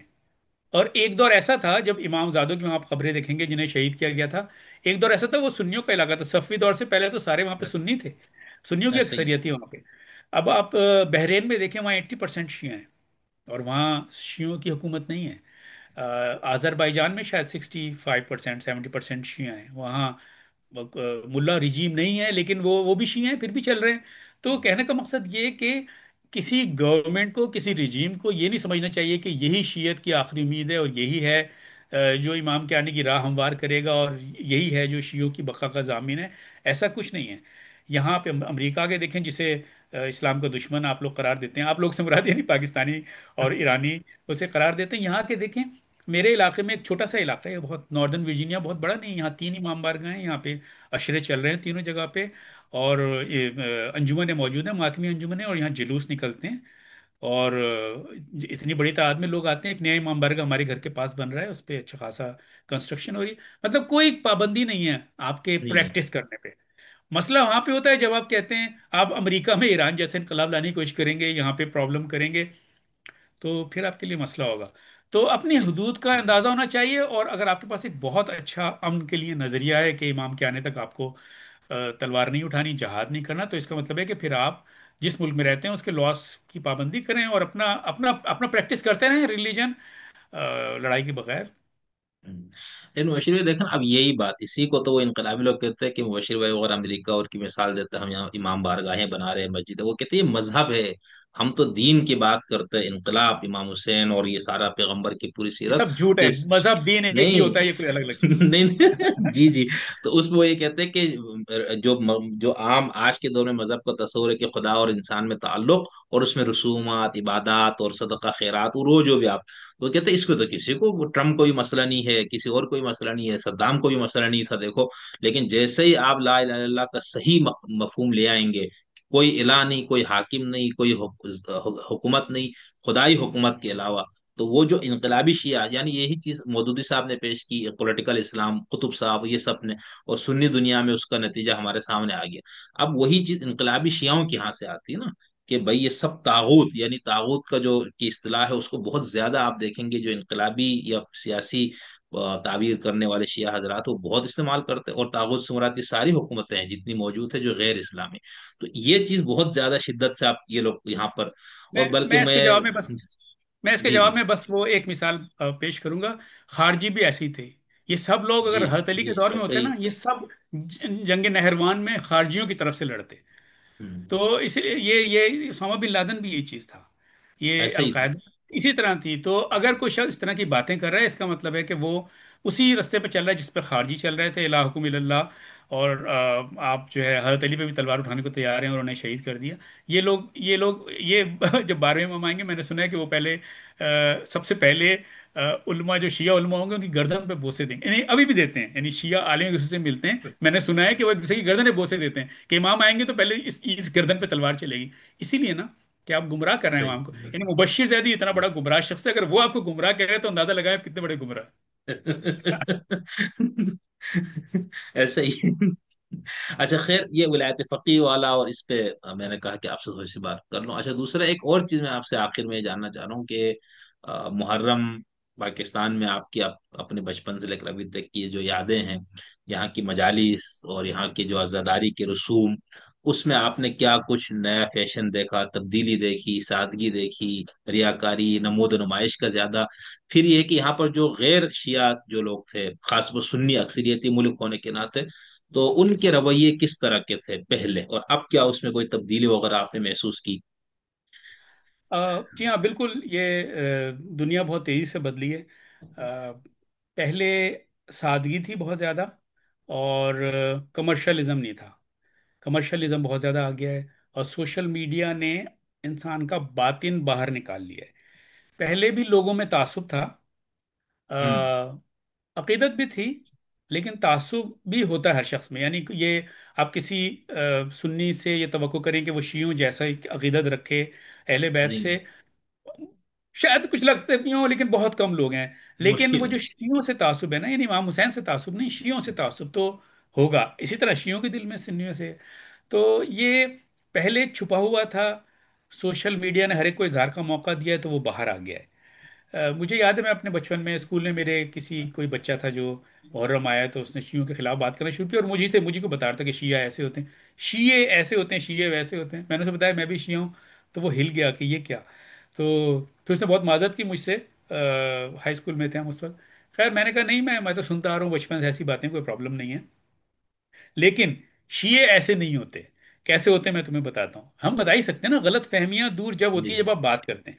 جب آپ بس. بات نہیں کرتے، آپ کا سلسلہ اس لیے بہت اچھا ہے کہ اگر لوگ اسے دیکھیں کہ اس سے غلط فہمیاں دور ہونے کا امکان ہے. مکمل تو نہیں ختم ہوں گی لیکن امکان ہے. بالکل.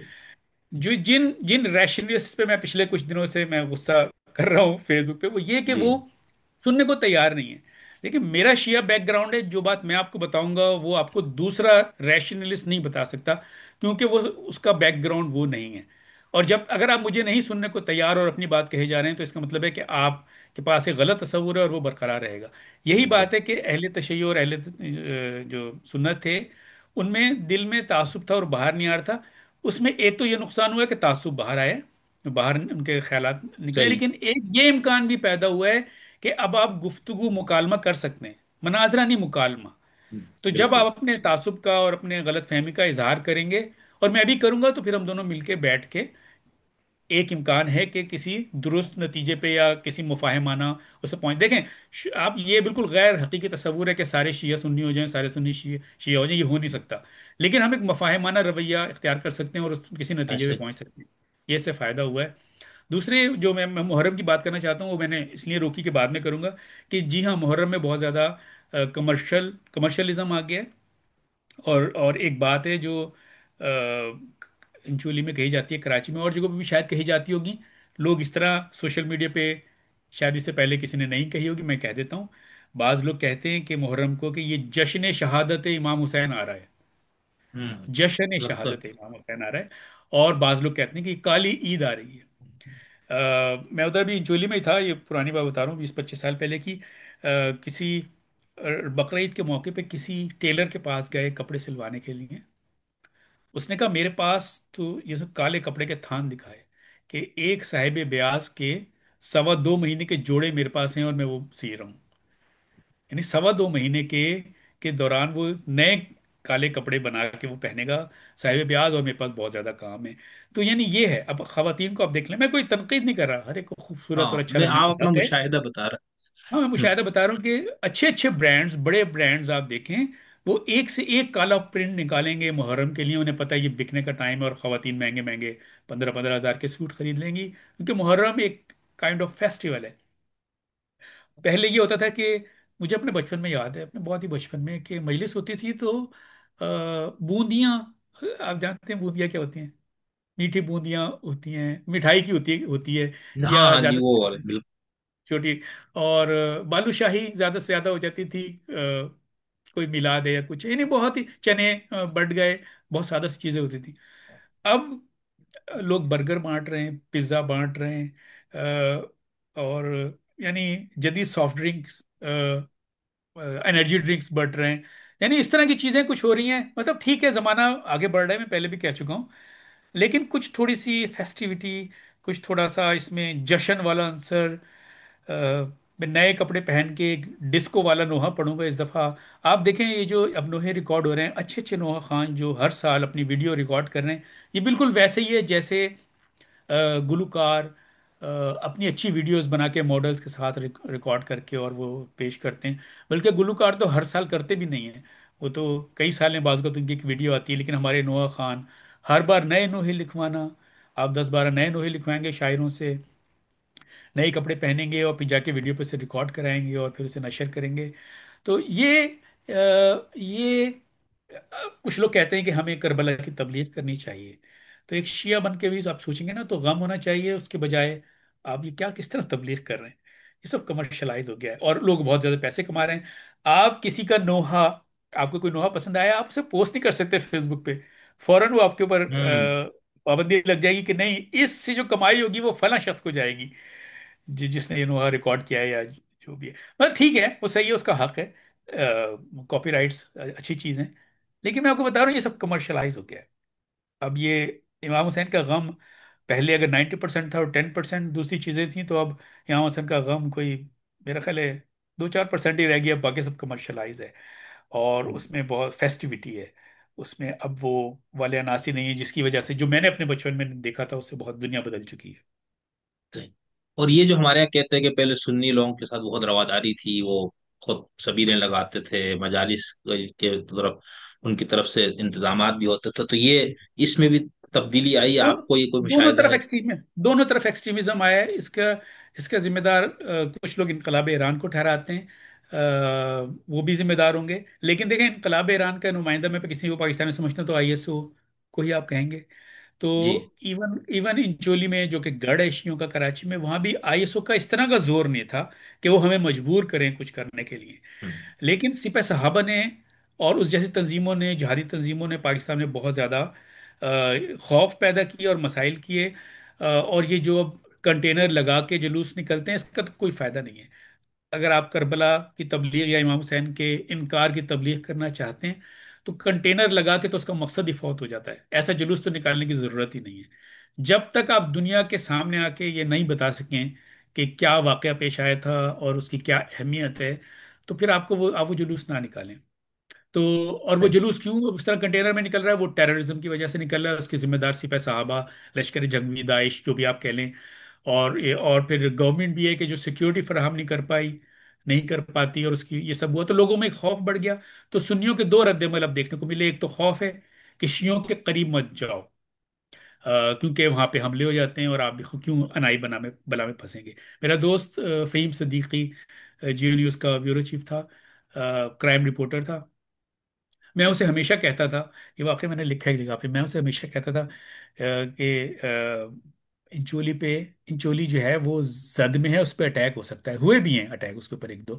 تو میں نے فہیم سے کہا تو کرائم رپورٹر ہے، تیرے پاس پہلے خبر آ جاتی ہے، اگر کبھی انچولی پہ اٹیک ہونا نا یار، مجھے بتا دینا، کیونکہ میں اپنی فیملی کو لے کے نکل جاؤں گا، کیونکہ ہو سکتا ہے ایسا، ہے نا یہ۔ تو وہی فہیم صدیقی خود 10 کے جلوس میں گیا، اور آپ کو یاد ہے وہ کتنا بڑا وہاں پہ حملہ ہوا تھا، 100 لوگ شہید ہو گئے تھے اس میں فہیم صدیقی کا اپنا بیٹا شہید ہو گیا، یہ وہاں موجود تھا، اس کی اپنی ایک اور خاندان کی بچی بھی شہید ہوئی تھی۔ تو یہ اہل سنت کے لیے سبق تھا کہ وہ شیعوں سے دور رہو یار، وہاں جاؤ گے چاہے تم عقیدت میں بھی چلے جاؤ گے، وہاں تو بم پھٹ جاتے ہیں۔ تو ایک تو یہ خوف پیدا ہوا، اور دوسرے نفرت پیدا ہوئی جو سپہ صحابہ ٹائپ کی تنظیموں نے پھیلائی کہ شیعہ تو کافر ہیں اور یہ تو بہت برے برے کام کرتے ہیں، اور اس کے ساتھ سوشل میڈیا پہ بہت زیادہ طوفان ایک آ گیا مس انفارمیشن کا، کہ شب عاشور کو اندھیرا کر کے پتہ نہیں کیا کرتے ہیں، یہ کرتے ہیں، یعنی سب جھوٹ، سب بکواس. اور اس لیے کہ میں بھائی ذرا میرا شیعہ بیک گراؤنڈ ہے نا. اب میں ریشنلسٹ ہو گیا ہوں، کا مطلب یہ نہیں کہ میں ان جاہلانہ باتوں پہ بلیو کر لوں گا. ہاں بالکل. سب لوگ بہت مخلص ہو کے غم منایا کرتے تھے، ابھی بھی خلوص ہے تو صحیح. کمرشلائز ہو گیا ہے، لیکن اس کا مطلب یہ نہیں کہ کوئی برے کام ہونا شروع ہو گئے. تو شیعہ اتنے ہی کافر ہیں جتنے سنی کافر ہیں، یقین کریں آپ. اتنے ہی ایکسٹریمسٹ ہیں جتنے سنی ایکسٹریمسٹ ہیں. اتنے ہی گمراہ ہیں جتنے سنی گمراہ ہیں. دونوں بالکل ایک جیسے ہیں. لیکن اگر آپ اسی طریقے سے ٹینشن میں جینا چاہتے ہیں، غصے میں جینا چاہتے ہیں، اپنی زندگی اور دوسرے کی زندگی حرام کرنا چاہتے ہیں، تو کوئی آپ کو روک نہیں سکتا.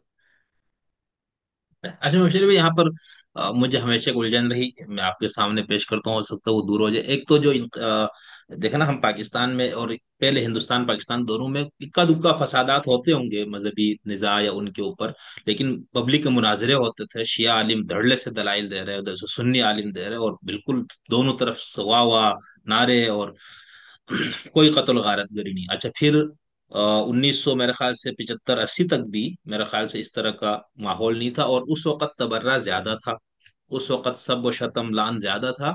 اور جو انقلاب ایران کے بعد اور اس سے پہلے بھی کچھ فقہا شیعہ مراجی تھے، آیت اللہ بروجردی وغیرہ، وہاں سے کوئی وغیرہ، جنہوں نے اس کو ناجائز کیا کہ یہ نہیں کرو، مقدسات اہل سنت وغیرہ.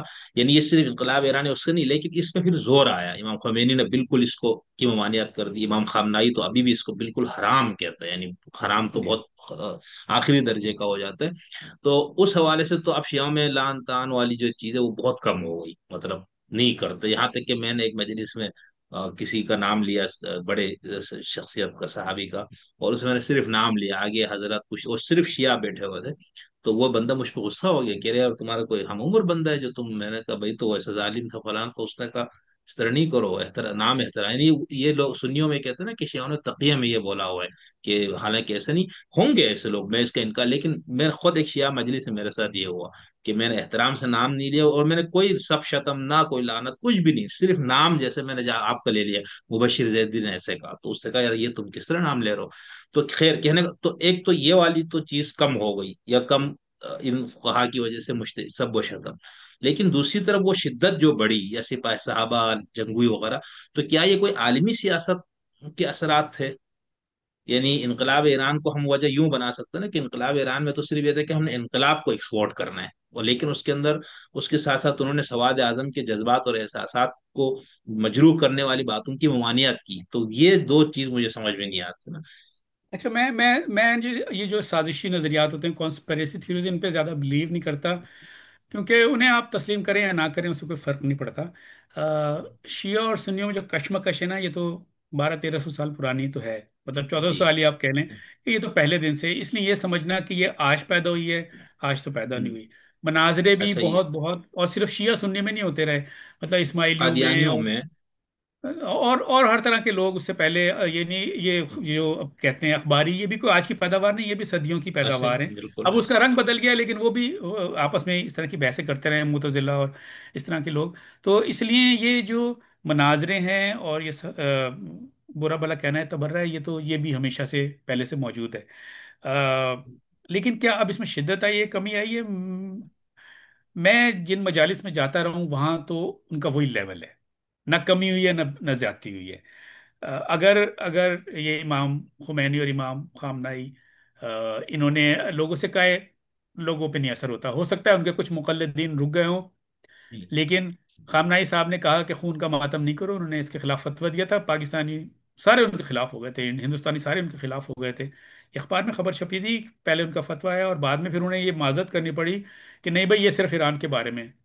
مجھے یاد ہے میں نے جنگ میں یہ پڑھی تھی، وہ مجھے نہیں پتا کہ خبر درست تھی یا غلط تھی. لیکن یہ مجھے یاد ہے کہ خبر یہ چھپی تھی کہ خام نے یہ ہندوستان پاکستان کے شیعوں کی مخالفت کے بعد یہ کہہ دیا، نہیں بھائی وہ میں تو ایران کے لوگوں کے لیے کہہ رہا تھا. کہ انہوں نے کہا یہ لوگ تو بات ہی نہیں مانتے یار، ان سے کیا بات کریں آپ. تو اس لیے نا یہ جو ہندوستان پاکستان کے شیعہ ہیں، یہ وکری ٹائپ کے، الگ ٹائپ کے. اور یہ جو تبرہ کرتے ہیں نا، یہ اس کا وہی لیول ہے، کسی کے کہنے سے نہ کم ہوئے نہ زیادہ زیادہ ہوئے. جیسے ضمیر اختر جو پڑھتے تھے، اب وہ انتقال کر گئے. وہ ان کا جو لیول تھا نا، وہ اس سے کبھی ایک قدم نیچے نہیں آئے.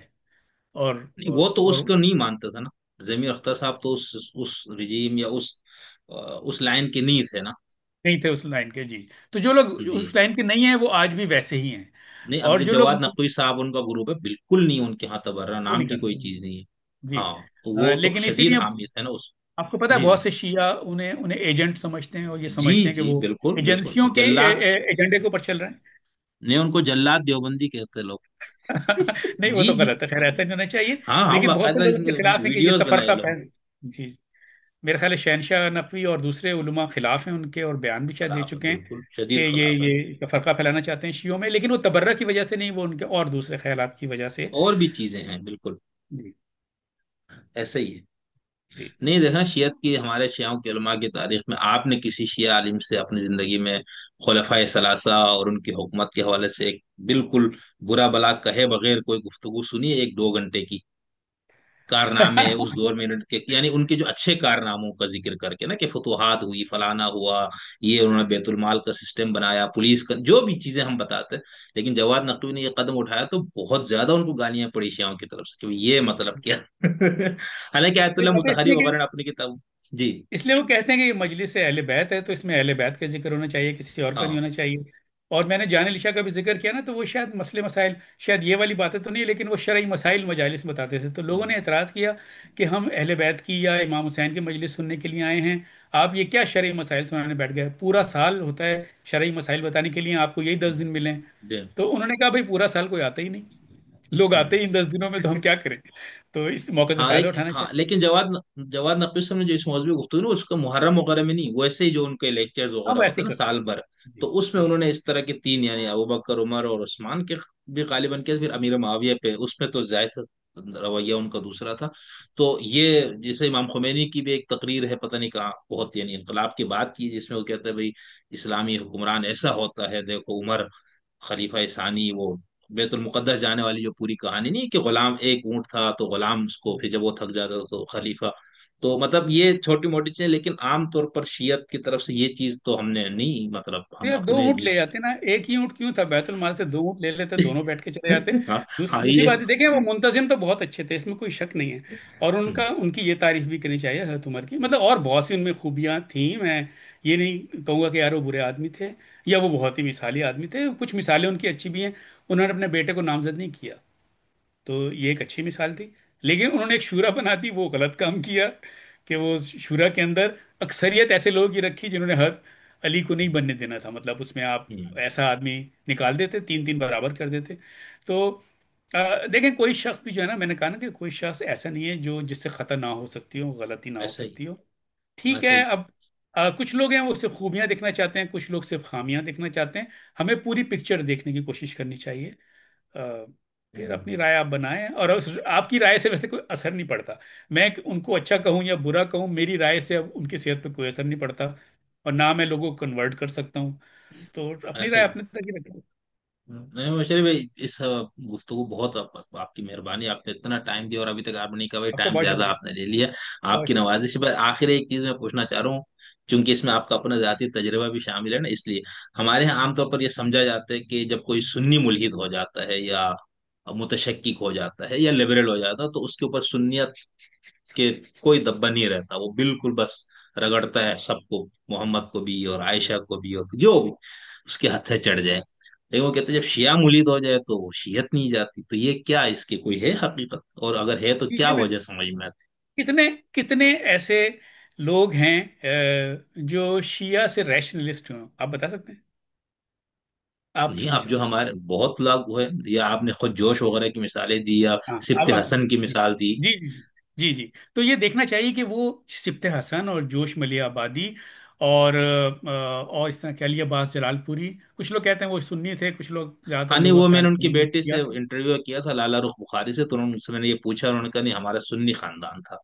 सुन्नी लेकिन वो खानदान शिया बिल्कुल। शिया माइल जो खानदान होता है ना सुन्नी, वो जी, खैर। तफजीली होंगे। जी जी जी।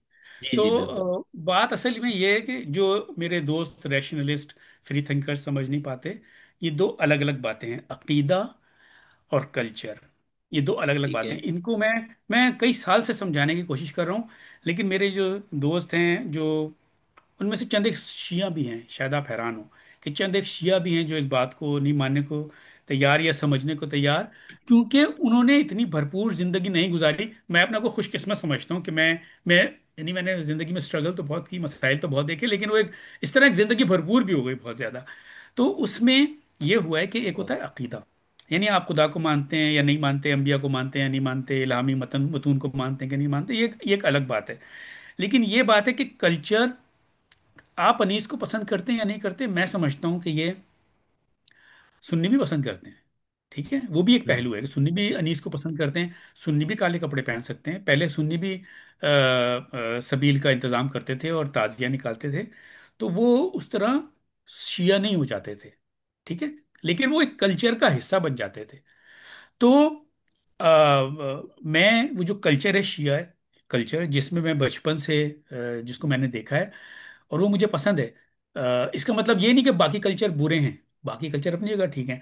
मतलब मुझे बड़ी खुशी होती है यहाँ पे क्रिसमस पे सेल लग रही होती है, लोग क्रिसमस मना रहे होते हैं, थैंक्स गिविंग डे यहाँ पर होता है, लोग टर्की की दावत कर रहे होते हैं। वो सब भी ठीक है, जो लोग उस मरहले से उस कल्चर में जिंदा है वो उसे एंजॉय करते हैं। लेकिन मैं, जिस तरीके से मैंने वो मुहर्रम में वो फेस्टिविटी के जिसे आप कहते हैं कि वो मैंने देखी कि एक अकीदत है, एक तक पहली मुहर्रम को हर घर के बाहर, बहुत से घरों के बाहर सबीले बन गई हैं, लोगों ने काले कपड़े पहन लिए हैं, लोग मजलिसों में जा रहे हैं, अलम उठा रहे हैं, जुलजना को तैयार करके निकाल रहे हैं। तो अब मैं जुलजना को हाथ लगा के दुआ नहीं मांग रहा, ठीक है ना, क्योंकि वो अकीदा आ जाता है। मैं अलम से जब पे जाके दुआ नहीं मांग रहा, या मुझे किसी सवाब का लालच नहीं है, वो एक अलग अलग हो जाएगा, वो अकीदा हो जाएगा। हम्म। लेकिन अगर मैं अपने शौक में जुलूस में शिरकत करता हूँ, क्योंकि वहां पे जब किसी का जनाजा होता है ना, आप जाते हैं, तो बहुत से ऐसे लोगों से आपकी मुलाकात हो जाती है जिनसे पूरे साल आप नहीं मिले होते। लेकिन आप जनाजे में गए तो उसमें वो दूर पर के रिश्तेदारी मिल गए, मोहल्लेदारी मिल गए, दोस्त भी मिल गए, यानी इमाम हुसैन का जनाजा है, इस पर सब लोग आके जमा हो जाते हैं।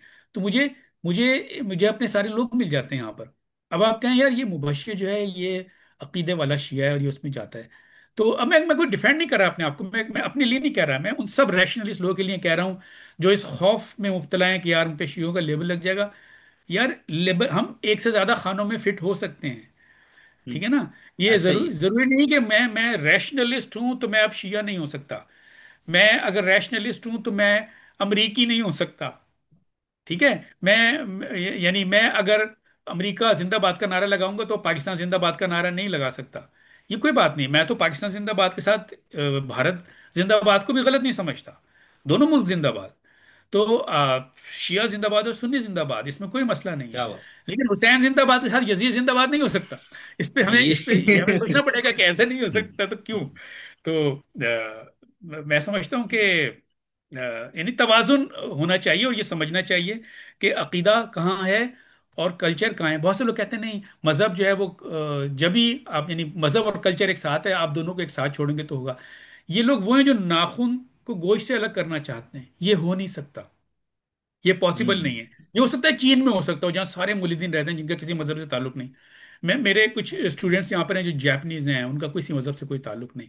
वो हो सकता है उन्हें उन्हें इस बारे में ना पता हो। लेकिन हम जहाँ पैदा हुए हैं, हमारी नस्ल कम से कम, तो हमने इतना कुछ देखा है कि अब यहाँ बहुत से लोग हैं जो इसलिए कुर्बानी नहीं करते बकरा ईद पे कि वो मजहबी हैं और कुर्बानी करके खुदा से कुछ उसका सिला चाहते हैं।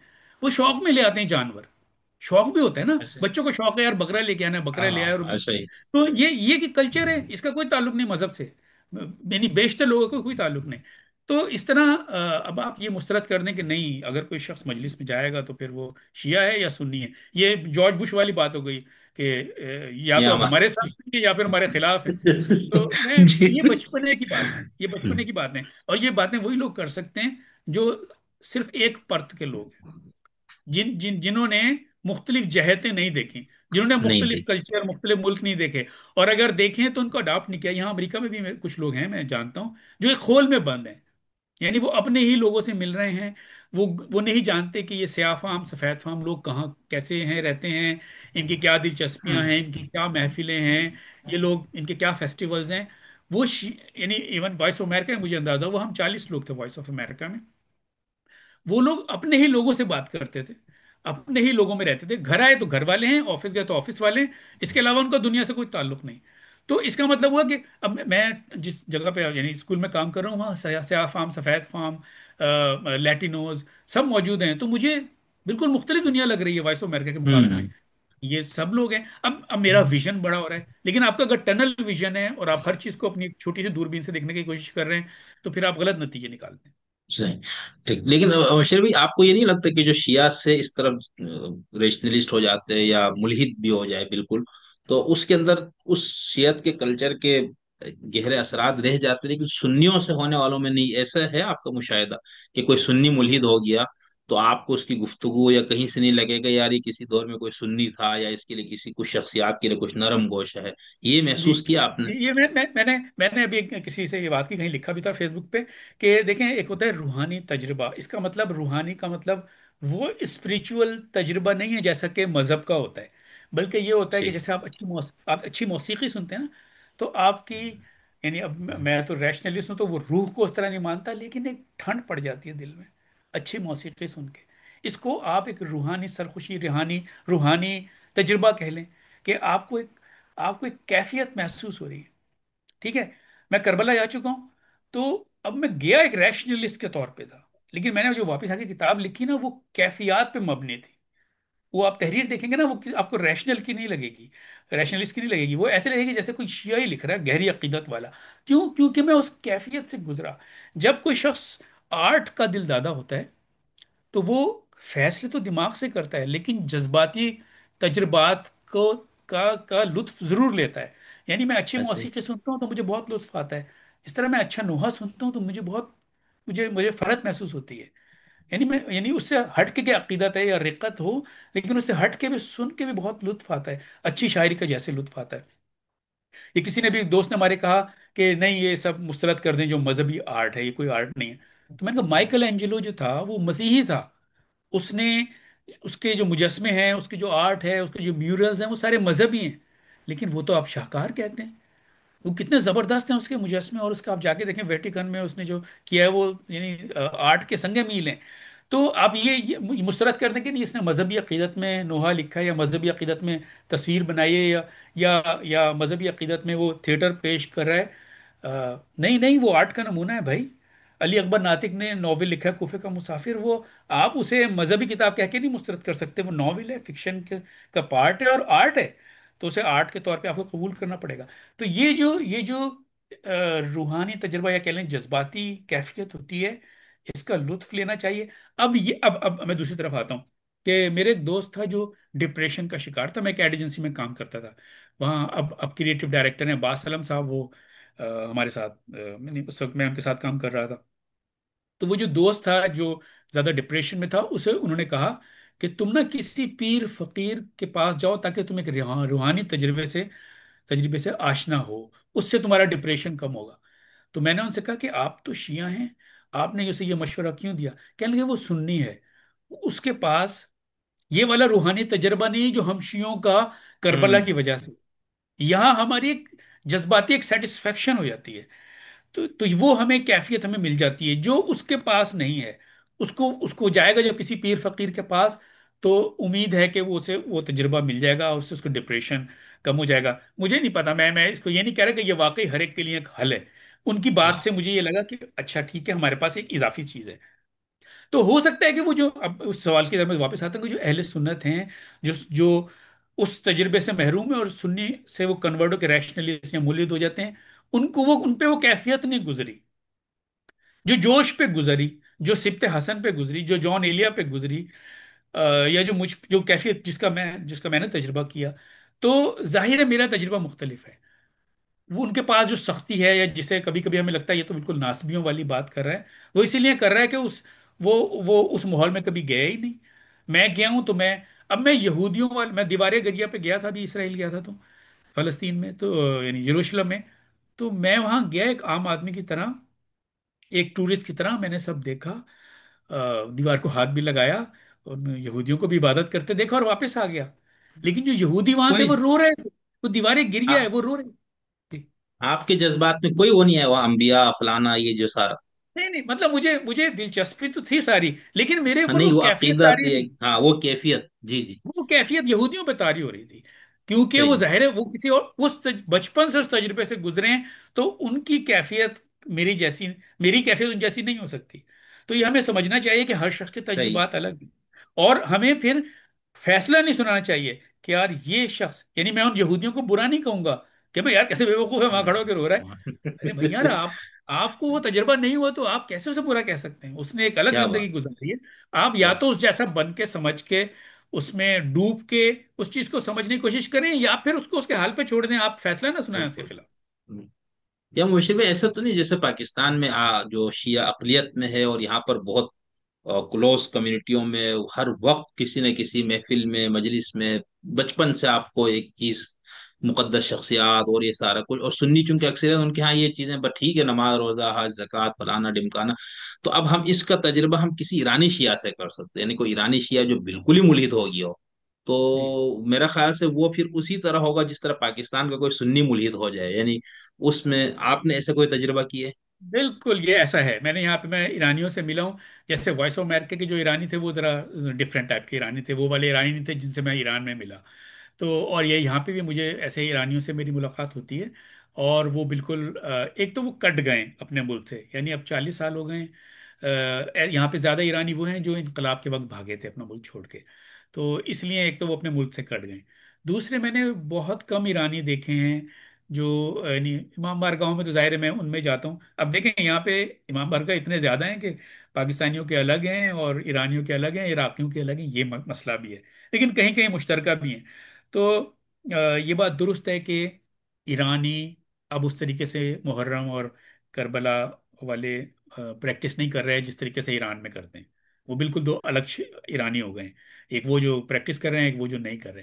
تو جو نہیں کر رہے وہ اسی طریقے کے پاکستانی سنی جو کنورٹوں کے مولد ہو جاتے ہیں، واقعی وہ ایسے ہی. آپ کا خیال درست ہے. صحیح. اب جیسے ایران کے اندر بھی جو مجلسیں وغیرہ تو یہاں پر سنیوں کے جو میلاد یا باقی جو اس میں یہاں تک کہ جمعے میں یعنی ایک جیسے میں جس علاقے میں ہوں، پتہ نہیں لاکھ ہزاروں کی آبادی ہوگی، لیکن مسجد کے اندر جمعے میں میرے خیال 100 200 300 لوگ ہوتے، اس میں بچے بھی اتنے نہیں ہوتے نا. تو یہاں پر یعنی ان کے لیے اتنا وہ نہیں ہے، مطلب بس سب سنی ہے تو وہ اتنا. تو جی میں نے اسی کو کبھی یہ سوچا ہے، میں نے کہا ایرانی جو ملحد وغیرہ ہے نا ان کے لیے بھی یہی ہوگا، یعنی وہاں پر بھی مجلسیں ہیں جو کچھ ہو تو وہاں کے جو چونکہ شیعہ اکثریتی علاقے ہیں تو وہ اتنے اس میں دلچسپی سے، اور جو یہاں پر جس طرح جوش و خروش اور جذبات اور تو پھر وہاں کا کوئی شیعہ اگر ملحد ہو جاتا ہے یا ریشنلسٹ ہو جاتا ہے تو میرے خیال سے تو یہ ہمارے عام طور پر لوگ محرم آتے ہیں آپ پر یا کچھ اور لوگوں پر لگاتے ہیں نا کہ بھائی. لیکن میرا خیال ہے ایران میں اگر میں جن لوگوں کی بات کر رہا ہوں ایرانیوں کی، وہ امریکہ والوں کی بات کر رہا ہوں. اگر کوئی ایران میں رہتے ہوئے ملحد ہو جاتا ہے تو پھر مجھے اس بارے میں علم نہیں ہے، ظاہر ہے اس کی میں اتنی ہاں معلومات نہیں ملتی. لیکن میں نے ایران میں کم از کم مسجد تو بھری ہوئی ہے، امام بارگاہ بھرے ہوئے دیکھے ہیں. یعنی میں ایک دفعہ وہاں پہ رمضان میں گیا تھا. تو جیسے لوگ وہ اعمال کرنے آتے ہیں یہاں پہ بھی آتے ہیں تو بہت رش ہوتا ہے. جی. تو وہاں پہ بھی ایسا مجھے نہیں لگا کہ شہر میں کچھ کوئی لوگ گھر بیٹھ گئے اور وہ نہیں آ رہے. وہاں پہ بہت زیادہ رش تھا. تو جو ایرانی ایران میں رہتے ہیں وہ تو پریکٹسنگ ہیں. بعض لوگ کہتے ہیں وہاں پہ مسجدیں بند ہو رہی ہیں اور لوگ نہیں آ رہے اب. ہاں یہ اور بھی رپورٹ لوگ کہتے ہیں. یہ اب مجھے نہیں پتا یہ کتنے درست ہے. جو میرا تجربہ ہے، میں 2 دفعہ وہاں گیا ہوں.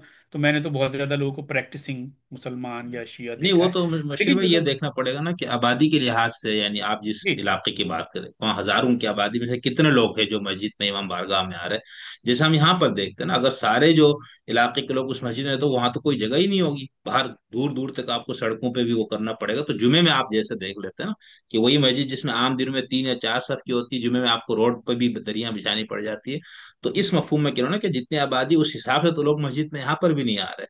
تو جی اسی طرح وہاں پر بھی اس طرح ہوگا. تو میں نے خود اس کی ایک توجہ یہ ڈھونڈی ہے، پتہ نہیں کہ بھائی جو اچھا مجھے اقلیت نہیں میں پتا، ہو یہ کر.